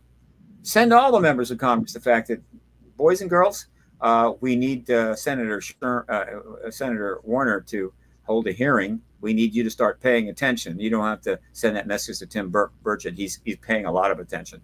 And the UAP caucus in the House. By the way, there's a UAP caucus in the House now. Never has been before. So that there's that, right? You can use the New Paradigm Institute.org's form to contact any member of Congress and pile those messages up. I am trying to get on some major networks like Fox and News Nation and ABC and NBC. No luck so far because they kind of threw me out of the Rolodex years ago because I'm an activist and I'm unchained. You bring me on, I'm going to say exactly what I want to say. I don't give a damn if you call me back. And they're going, it's a little risky. You don't have that guy on. But I'm trying, right? I also have some meetings I'm trying to get set up on the Hill to privately advise some of the members. I hope I can give them a perspective I don't think they can get from anybody else. So I'm hoping that'll happen. I'm doing what I can do. And that's what's going to go on, Dale. Your listeners are invited to join us and do this. We must not let this stand. And we need to get those hearings quickly because the world is going to hell right now. The number of things that are happening that are so awful, we can't even keep up with it, right? And so we go on TikTok and watch, I don't know, ice bucket challenges or anything to distract us. But the fact is, we all know at some level we're in pre-apocalyptic times, and we're losing control. We've got to have a worldview shift. We need a paradigm change of great magnitude, and we cannot wait. Anybody that's saying, let's just wait and see how this election goes, right? And we'll get at it, right? In the new government. And I'm saying, oh, please, let's get disclosure now in the next couple of weeks so that this whole election will be about that. And we'll be hearing what people that are running for office think about that while they educate themselves and read all these books behind me, whatever. Let's incorporate that in this election. It's nonpartisan. It's important. It may make the election almost bearable to listen to. Well, let me ask you a quick question, Steve, because this is something I assume other people are wondering. You've laid out a beautiful picture of how things could turn out. But my question is how does the election itself influence that in the sense of, and I'm not being political because I am not political at all, but let's assume the Democrats lose control of the Senate. Well, now you're not talking about, you don't mean the election campaign process. You mean how would the election? No, I mean, if the right people were elected and they lost the Senate and then we had a Michael Johnson in the Senate instead of the House, and could that potentially derail some of this? Too granular. I have, again, well, first of all, I can't predict who's going to run the House and who's going to run the Senate, and I can't predict who is going to be president. And there's an infinite number of possibilities, right? Almost. And so all I can say is that if somehow this recent gambit of complete denial that anything is happening at all somehow is able to hold up until November, then we will elect 435 members of the House, about 33 members of the Senate, and a president, with possibly not getting a damn bit of information from them what they think about any of this. But and if they are asked about it, they're going to be in an impossible position. A lot of the people running for Congress are going to say, "Yeah, you're right. There's nothing to this. So there's nothing really. I have nothing to say. There's nothing to this. Didn't you read the report?" In which case they just trash their legacy. Anybody that actually tries to counter the report, they're going to be reluctant. It's going to be awful. It's already awful. This is just going to make it even worse. And so these politicians, these candidates are going to be in an impossible position because AARO Report just said there's nothing to this. Chuck Schumer says we have ET bodies. The defense contractors say we have ET tech. Grush has said we have ET tech, and God knows who else is going to say that. And meanwhile, the position of the United States government, or at least the DOD, is that there's no tech. And that's how things are going to go during this campaign. It's going to be a friggin' fiasco. And so all I'm saying, let me say this. Trying to decide how the new government in 2025 is going to deal with this, I can't even address it. How the campaign is going to affect it, very much. First of all, the chances of it getting into the campaign in one way or another have increased. Somebody may take it on, but it may be the third-party candidates. It might be Kennedy. Might be Jill Stein. I don't know. It's going to be awkward. It's hard to imagine either that the candidate's doing that, because if you're a Democratic candidate for Senate and you come out and endorse the Schumer amendment and say we should have passed that act, you got to have a lot of people in the Democratic Party in your state go, what are you doing? The policy of the government is there's nothing there. You're calling the DOD a liar? You're going to lose your seat, right? You're going to lose the race. I mean, they're in an impossible position. So, but it still could happen, but it's more likely to come from third-party candidates. The second problem, of course, is that the longer we don't get this done as we go forward in the campaigns, the harder it's going to be on everybody if it breaks further down the line. And so we're 4 months into the campaign, more months in the campaign. Maybe we're not at the convention. Maybe it doesn't matter. We're 4 months in. And these people have been out spending millions of dollars running these ads by the droves. Just all these ads are going to drive us nuts. This is going to be the most expensive presidential election ever. They're talking $6 to $8 billion. You know how many ads that is? They're going to be drenching us in ads. And they're not going to talk about this at all. Nothing. Zero. And then 4 months into the campaign, suddenly, boom, it finally breaks. The president's forced to disclose.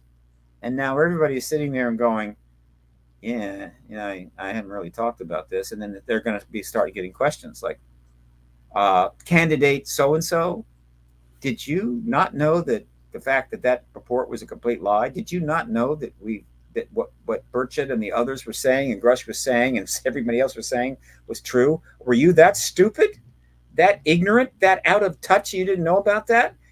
And the answer will be either, yeah, I'm that stupid and out of touch, or, oh, yes, I absolutely knew, but in the interest of national security, I simply kept the secret, but I still want to be your senator or your... You see how screwed up this is?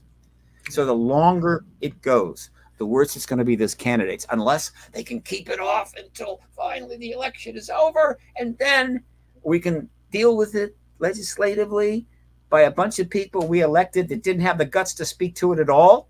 We'll have a full Congress of cowards, right? That can't talk the truth, can't address the truth, wouldn't confront it. And now we're going to go to these cowards and say, look, we really need you to deal with the post-disclosure world. We want you some good policies. We want you to do the right thing. That's what's going to happen. All I can say, folks, is all of that is bad. There's only one good thing that can happen. There's only one way to go.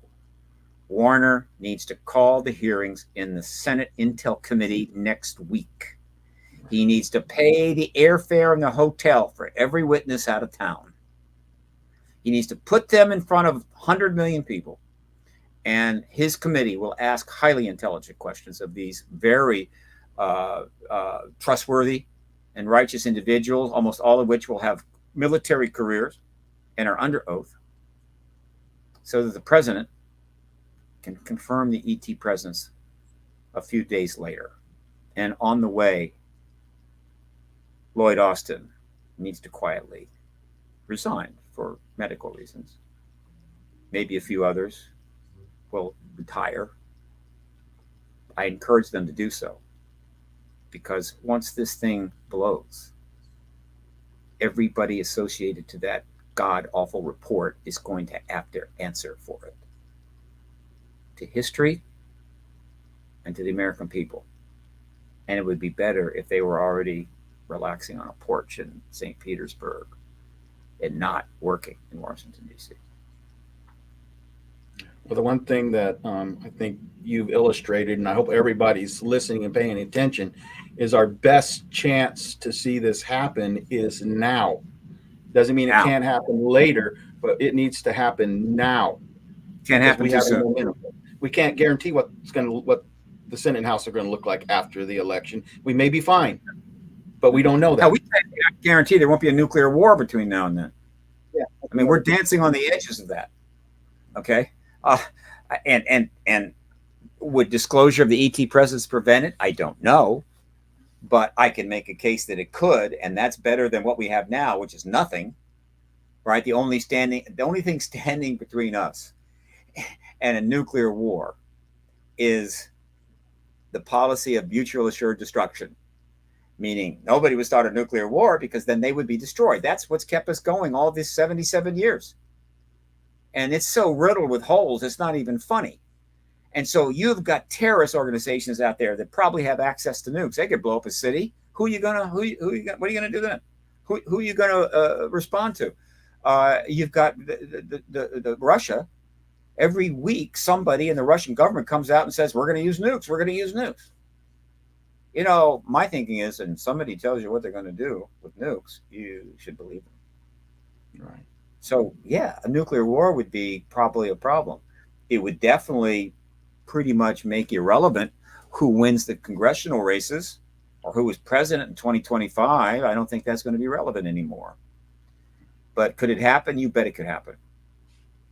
I did want to tell you something. I'm an anti-war guy, anti-nuke guy. I have been pressing against, our policies on that.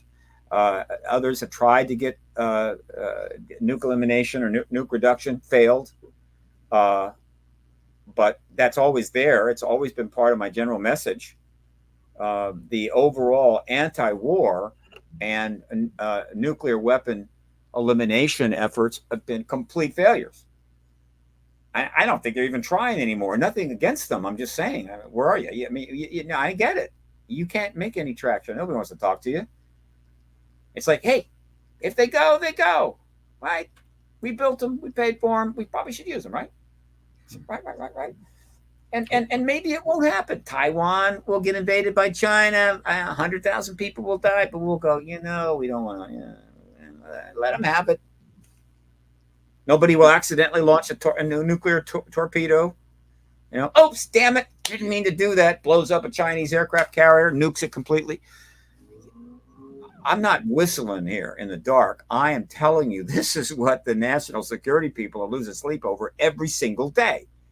You've got stuff coming out about EMPs, which has been around for a long time, but actually it's in the news. Why? Because it's always been a risk, and it's sort of gotten out. Now they have to deal with it. There was just a movie on Netflix, a series, 3-part series, executive produced by none other than Barack and Michelle Obama. Remember them? Mm-hmm. He was president. It was called Leaving the World Behind. Leave the World Behind. A lot of people didn't notice there were 2 EMP events in that movie. What is that? That is a nuclear weapon specifically designed to give maximum electronic pulse, right?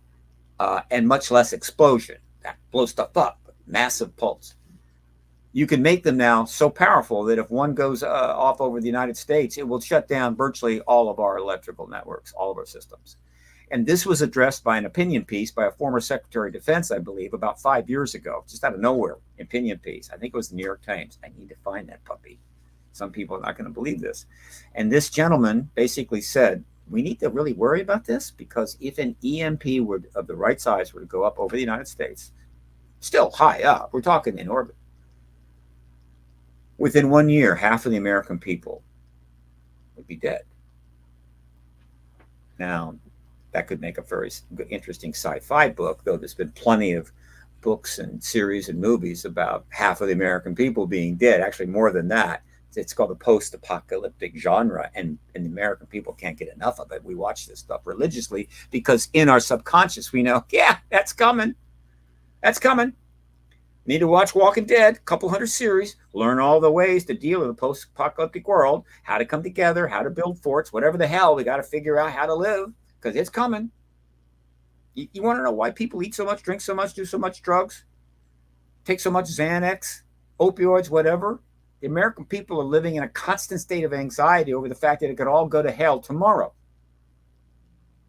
I'm not kidding here. I'm deadly serious. One misstep. Yeah, one misstep and it's all over. And so, what can I say? We need a change. We need a paradigm shift of magnitude, of enormous implications. And disclosure is it. There's nothing else. If anybody's got a paradigm shift of that magnitude, I mean, open contact suddenly happen, meaning ETs suddenly arrive, ships everywhere, not destroying anything, not Independence Day, but everywhere. People are going, well, I guess that's it. I guess We're not alone. And the government's running around and going, oh, I wish we had to put that report out. Oh, that was a mistake. And the Condon report, wish we hadn't done that. There they all are. And then, okay, that would be a paradigm shift, and it would lead somewhere, but it would be unbelievably disruptive, right? But that would do it. So unless somebody has got an in with the ETs to kind of arrange that, we got one thing: disclosure, Right. either from Xi or from Biden or from Sunak. I think even Trudeau would cut it, right? One major head of state of a major country, particularly a nuclear power, comes out with the evidence that they have up the yin yang, confirms the ET presence. All the rest of them will follow. Biden will be second or third or fourth or fifth, which will not be a good thing for us. And it's over. And we're in the post-disclosure world. And we'll have a chance to maybe get things right, change. That's what I'm preparing for. That's what Danny Sheen is preparing for, and Gary Nolan and everybody else that you've heard about. They're preparing for the post-disclosure world. They didn't devote all of their efforts into this just to finally learn, there's ETs here, now let's go back to, I don't know, buying crypto and you know a nice retirement. No, everybody is in this for what's coming after disclosure. The post-disclosure world, a totally different world. History may divide the human record into two parts: post-disclosure, pre-disclosure. We could have another year. We could start over the years. Post-disclosure, year one. That's it. Year one. And then after that, it's 2 PD, 3 PD, 4 PD, 5 PD, right? Why not? It's totally nonpartisan. It's not religious. It's universal. Everybody experiences it at the same time. And so, yeah, why don't we date the world that way? Because the systems we have now are based upon, specific groups and certain histories. They don't apply to everybody. So, hey, I'm for it. 1 PD, 2 PD, a new world, a new year structure. We've done it before. We can do it again. Well, I'll one tell you, thing that Dale, I'm going to stop now, and I swear to God, I'll answer any questions going forward in less than 30 seconds. Okay. I was going to say, the one thing that I caught is that you're kind of where I am as we look at AARO itself. I mean, I've called it Blue Book 2.0. And I several people are saying that. And then you even alluded to it, even though it's not from a university, the report itself was equal to the Condon report. And so that's the one, too. The one I didn't have put together was the destruction of NICAP, and maybe them now going after MUFON, thinking they can. I was making a little bit of a joke there. MUFON cannot be destroyed like that now. No. MUFON is, they're not, and that's the problem. That's another problem they're going to have. They can't destroy MUFON. Right. Could they MUFON target is it? not going anywhere. And so they can do the other two, but MUFON is going to be licking its chops going, oh, this is going to get us another 100,000 members, and then MUFON is going to go even more radical. And they have the resources to fund various things. So MUFON will quickly move to the forefront of the pushback against this nonsense. It was Midwest UFO Network. That was the name of it originally. And it actually, from NICAP, there was one of their investigators. He recruited others because I just studied that recently. And, some people were saying that Project Blue Book, was the beginning of the end for NICAP, but it was. Yeah. Not necessarily. Blue Book and NICAP, they were moving forward together. A lot of important people involved, a lot of good science being done, and it's quite possible that the Department of Defense and the White House and Congress might have made a decision to let's get this done. But history has constantly disrupted the ability for the human race to deal with this issue. And so Blue Book gets underway in 1952 during the Korean War, right? But fine, it's moving forward. Okay. And I forget when NICAP gets underway. It's pretty early. And then as we move towards 1969, right? That was the beginning of the decline. Blue Book could at any time could have been made valid. No, at any time they could have turned to J. Allen Hynek and said, look, we've been playing this a certain way. We need to get legit. Let's go that way. And I'm sure Allen Hynek would have been happy to do that. But you see, as you approach 1969, the Vietnam War is getting underway. And they know that shit's coming. And that's not going to be good. And so that's happening. They had the Cuban Missile Crisis in '62, nearly had a nuclear war. And so the DOD is probably in and military intelligence complex is pretty much still fixated in a, you don't have a need to know, you don't have a right to know, and you can't handle the truth, and we can mode. And so ultimately they could not go there. And then as we move forward, as you say, other things happen. It just, again, the military intelligence complex's raison d'etre is to protect and defend the United States from all foreign enemies, and they use as much secrecy as possible, because as we learned in World War II, the key to victory is intelligence, and secrecy is key to that. And they have been in that mindset since 45. And that mindset includes classifying everything. And obviously classifying the presence of ETs is a no-brainer. But that's hardly. There is a massive classification problem in this country. We need full secrecy reform. There have been a few minor efforts to deal with that. They went absolutely nowhere. So their mindset is essentially in cement because of the mutual assured destruction nature of our world. And so whatever possibilities of turning the table before '69, they didn't happen. And once they locked that down, they were almost committed, because after the Lyon Condon report, after the destruction of NICAP, what 5 years later they were going to go, oh, we're sorry about that, but it's 1974. Yeah, we're really sorry, but the whole thing was a ruse designed to fool you because we don't think you can handle the truth and your children. No. So they really locked themselves in. They made it much harder to back out, right, of the room. Okay. It's like going into a bar. You can say some things and people get really upset, but if you go too far, you can't even back out of the room. They're going to take you and they're going to beat the crap out of you. And that's kind of where they were. And over time, it basically just got worse. And so they were locked in. They've now been locked into the truth embargo for 77 years, which is not the same thing as hiding the stealth bomber for 5 or 10 years, right? All secrets, all somewhere, nobody knows about it. 77 years they've been locked into a truth embargo about a phenomenon that's being seen all over the world all the time, every day, one way or another. And they've been locked in to the position that it's not real. It's not happening. What you're seeing is not happening. How do you do that? They actually did it. They actually was able to keep the truth from being formalized for 77 years. They couldn't stop the understanding of it, the research on it, the awareness developing, and so forth. They couldn't stop that, but they could prevent formal confirmation of the truth and end that lie. And they managed to do it for 77 years. And even now, I'm amazed and impressed. They pulled it off. I don't know how they were able to do it, but we need to find out how they were able to do it and make sure it never happens again. It's a lot of power there. Now, the one thing I think we need, especially those that have come into the subject since 2017, is this hasn't been going on for 7 years. It feels like forever. He's talking about the 7 years, but this has been going on for 77 years. At least.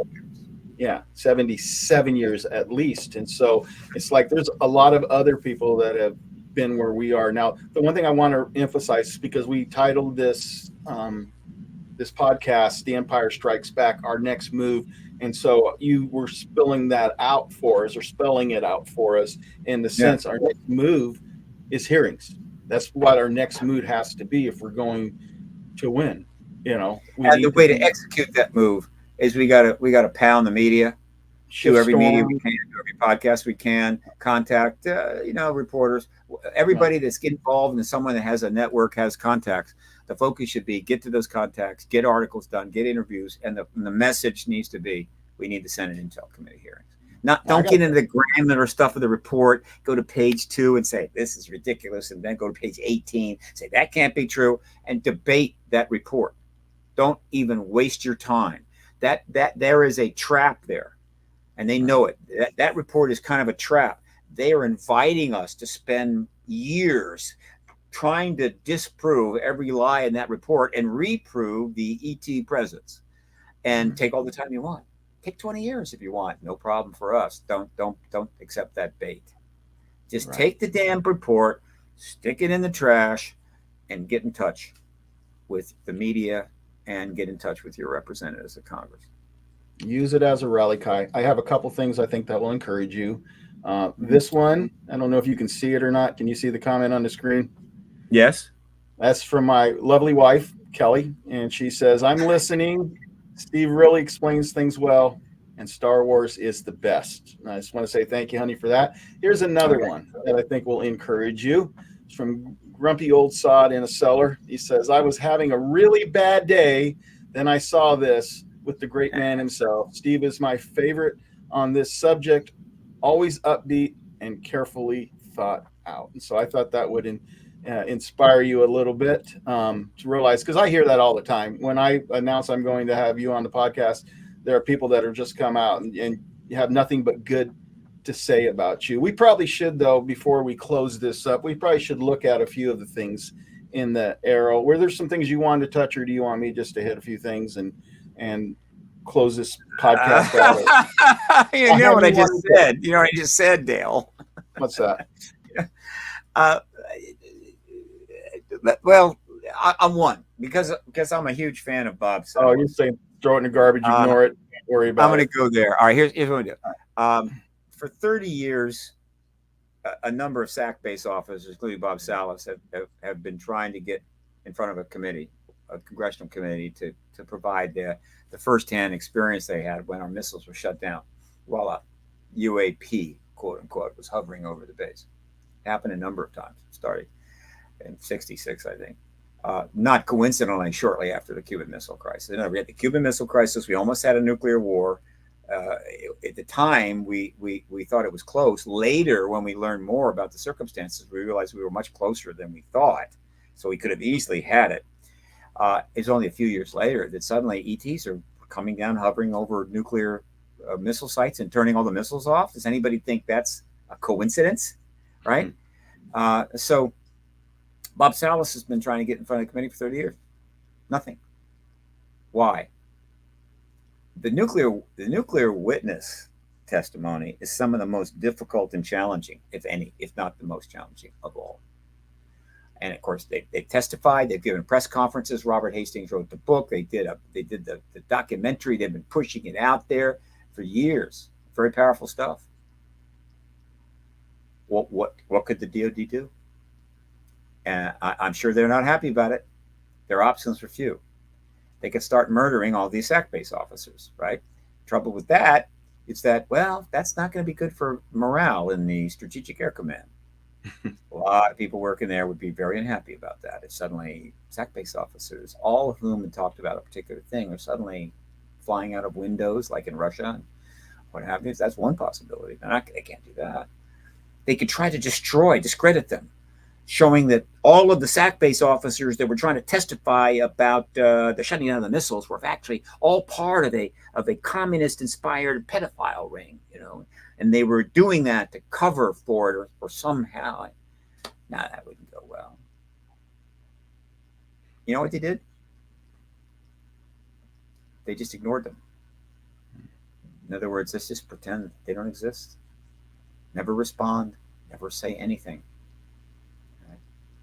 If there's a debunker out there, and there are a few that come up with some stupid stuff, don't even acknowledge that. I mean, let the public debunk. I mean, that's fine, but we must stay silent. We can't say anything. If we do, then we're going to get asked questions, and what are we going to do then, right? So just ignore them, and they did. And so no matter how many books they wrote, no matter how many press conferences they gave, no matter how many documentaries they were in, the DoD, what nuclear tampering are you talking about? Nothing. They ignored them. So let me just, and we'll close with this. I'm going to share something here. We'll just take a second. Okay. This is the mighty 63-page AARO report put out by the Department of Defense of the United States of America. There it is. Let me blow it up, make it bigger. Okay, good. Let me make the screen bigger. I'm going to go to full bore here. All right, there we go. Okay, now this report, by the way, is hooked on my print media archive. It's listed there on March 8th when it came out. You can link there, but I'm also going to put it up, this link to this up on the top of my website, paradigmresearchgroup.org. And so we're going to go down here. They cover a lot of cases. Again, they didn't find anything. And so my question is, let me first mention this. If you search this report, is Richard Dolan in it? No. Is Stanton Friedman in it? No. Is James McDonnell in it? No. Hynek is in it 3 times. Timothy Good in it 1 time. And I could go down the list. Nah, none of the people are not in there. And so they did have a section that dealt with the nuclear weapons tampering matter that was reported by a number of SAC base officers, and other witnesses have come forward over the last 30 years, right? And so they needed to address that in this mammoth report. And so let's go there. Just take a second. Hang on, that's going to come up. Wait a minute, just a sec. There it is. Okay, Malmstrom. This is the sum total of their addressing. No, sorry. All of that testimony that has been out there. And by the way, there were a number of the nuclear tampering witnesses at my citizen hearing on disclosure in 2013. They testified for 2 hours. This is it. That one paragraph is the way they address all of the testimony regarding the shutdown of nukes at a number of our facilities over a number of years, and including the Soviet Union, as well as Bob Jacobs' report about interference with the launch of a dummy nuclear missile, where they actually filmed it happening. This is what the exhaustive study that the AARO has done. And by the way, in the beginning, it says that it exhaustively studied all reports going back to 1947. And they did that in about 8 months' time. The other narrative, and this regards something above, but the other narrative is that a cluster of UAP sightings that occurred in close proximity to U.S. nuclear facilities have resulted in the malfunctioning and destruction of nuclear missiles and a test reentry vehicle. That's a lie. It malfunctioned them. It turned them off. It didn't destroy them. They were turned back on. So that's a misstatement. AARO interviewed 5 former USAF members who served in and around U.S. Continental Ballistic Missile ICBM silos at Malmstrom, Ellsworth, Vandenberg, and Minot. Wow, it happened to a number of these bases. USAF bases between 1966 and 1977. Some of these individuals claim UAP sightings near the silos. They all claimed it, except the ones that were down inside. Bob Salas didn't see the craft above because he was down in the silo with the key to the launch codes. It was the security guys, lots of them upside that saw them, and they didn't interview the security guys because the security guys were younger and their careers are more vulnerable, and they don't want to talk to them. But one day they're coming forward. Okay, anyway. They said the ICBM launch control facilities went offline or experienced total power failure. Let's lump that. The missiles went offline, but they didn't say that. They said the ICBM launch control facilities went online. A deliberate misstatement, because if they said the missiles, that would be a little bit too, to the point. And then they said, or experienced total power failure. The power failure was the missiles went offline. Okay. Right. The power to the base didn't go offline, just the missiles. So they're having to word this crap this way because this is not what those witnesses told them. I know that because I've talked to some of those witnesses. So this is the kind of obfuscation that they've spent such an effort to do. Additionally, one interviewee, that would be Bob Jacobs, said a USAF videographer claimed, apparently they're not talking to Jacobs, who was the one that videoed him. They're talking to somebody who claimed. Why didn't they talk to Bob Jacobs directly? That would be what you were supposed to do. So one interviewee said a USAF videographer claimed to have observed and recorded a UAP destroying an ICBM loaded with a dummy. It didn't destroy the ICBM. It destroyed the dummy. It knocked it off. Another misrepresentation. I mean, the stupidity of this report it's spectacular. I mean, somebody's going to write a play about this. Somebody's going to do a musical, right? It's going to be one of the great musicals of all time. This is one of the grossest piece of stupidity that ever come out of any government. The worst propagandists in the Soviet Union couldn't have matched this. This is that awful. A dummy warhead mid-flight.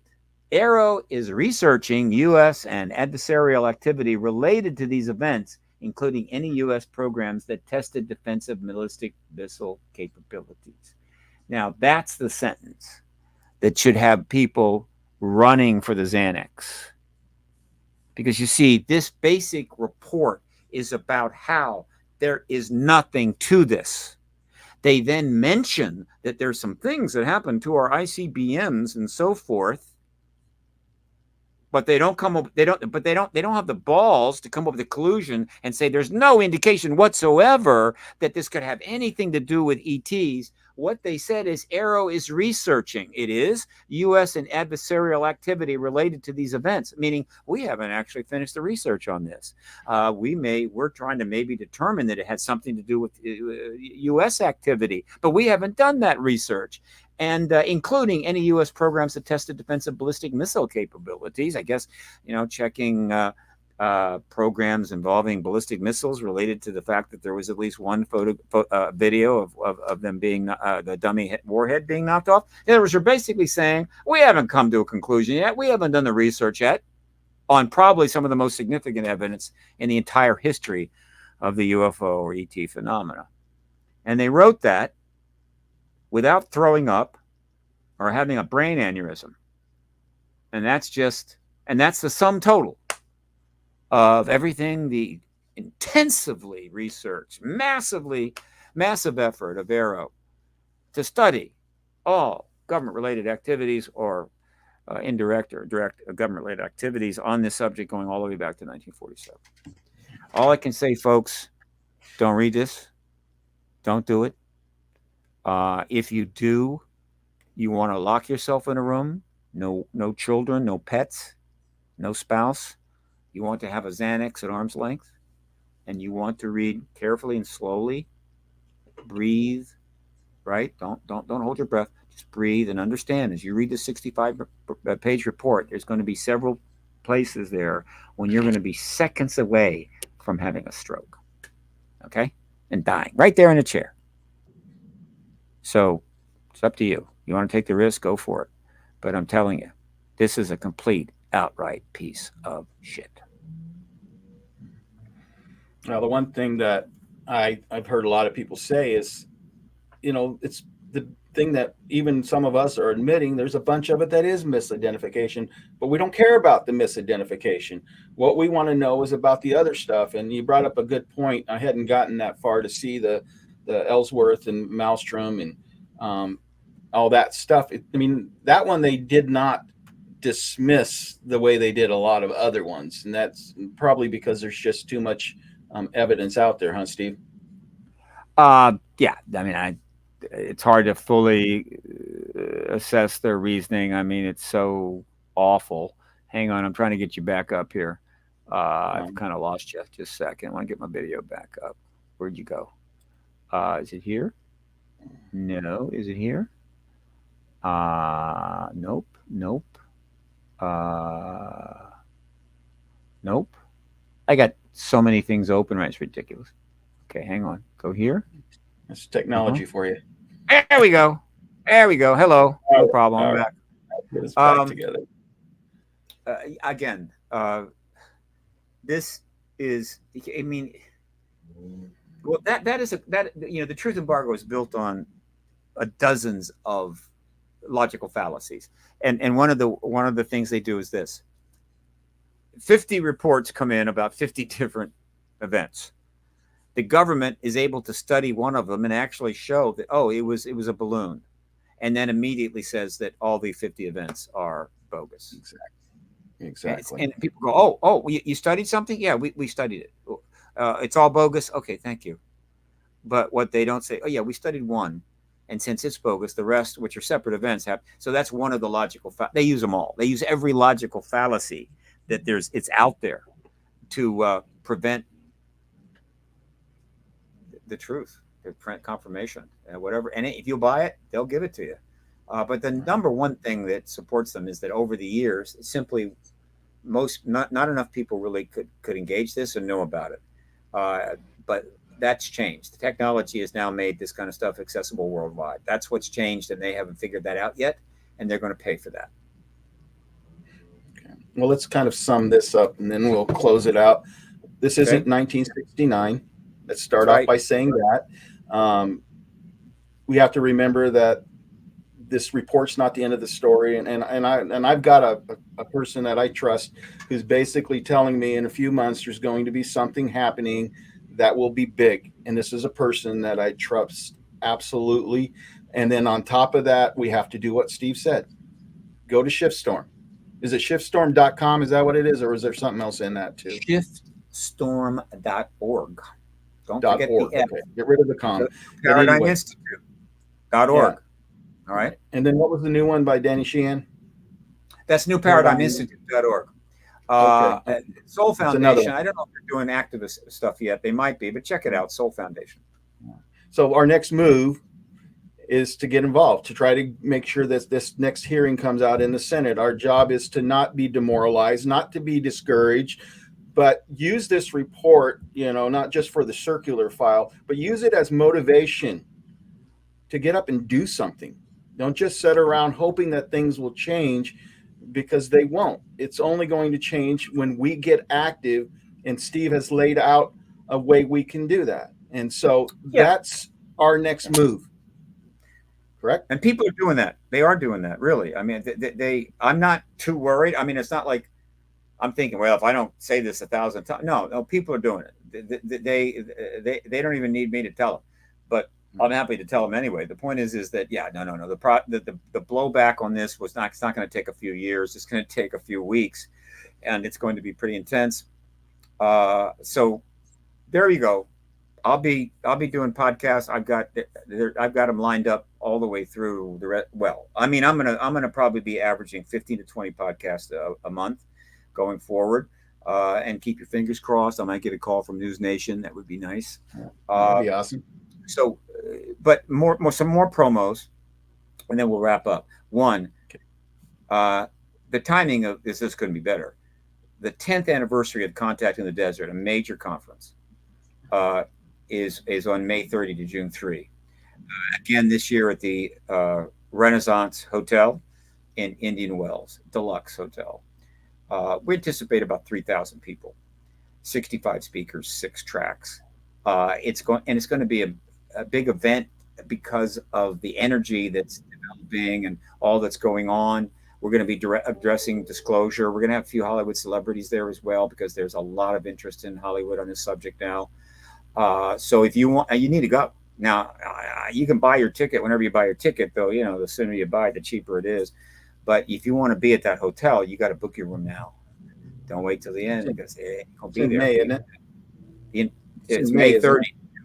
Yeah. The entire hotel has been booked by this conference, right? So if you call up to get a room, I don't think you can get it, because they're already reserved. You got to reserve through the website, contactinthedesert.com. However, you get a significant discount off their normal rate. So the Contact in the Desert is coming. There is that. I will call your attention to the Hollywood Disclosure Alliance, which is now in its 4th month and growing very rapidly.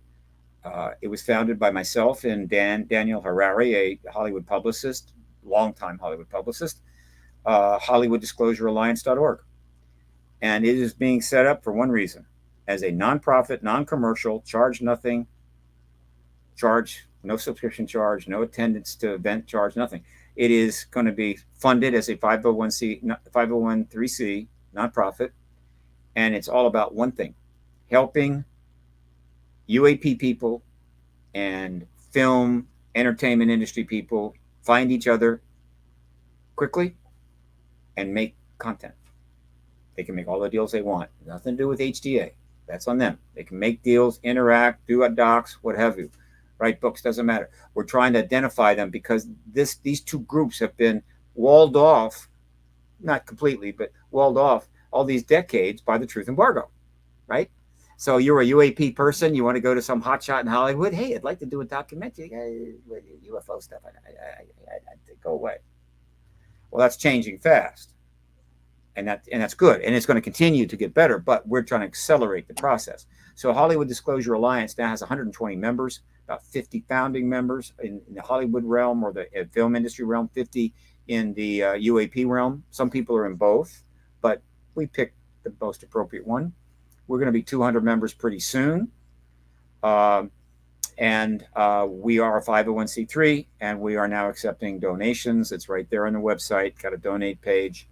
If you want to support this work, the more money we get, the more events we can hold, and the more content that will be created. And this content is not being created.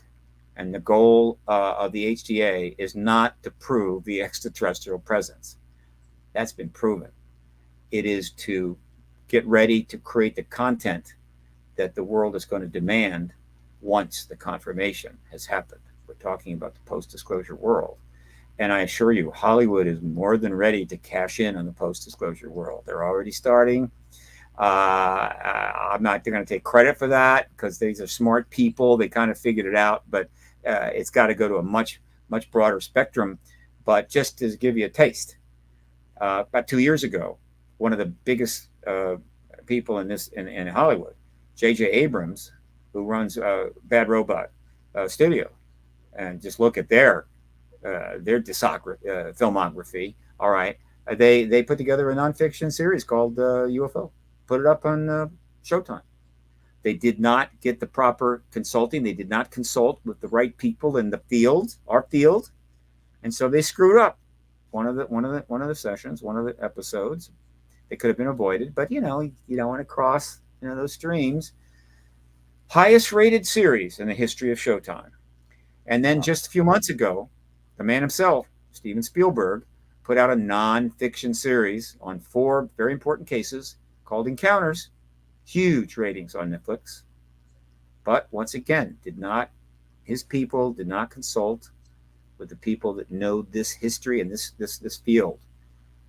And as a result, one of the episodes was bad. It really screwed up. Could have been avoided.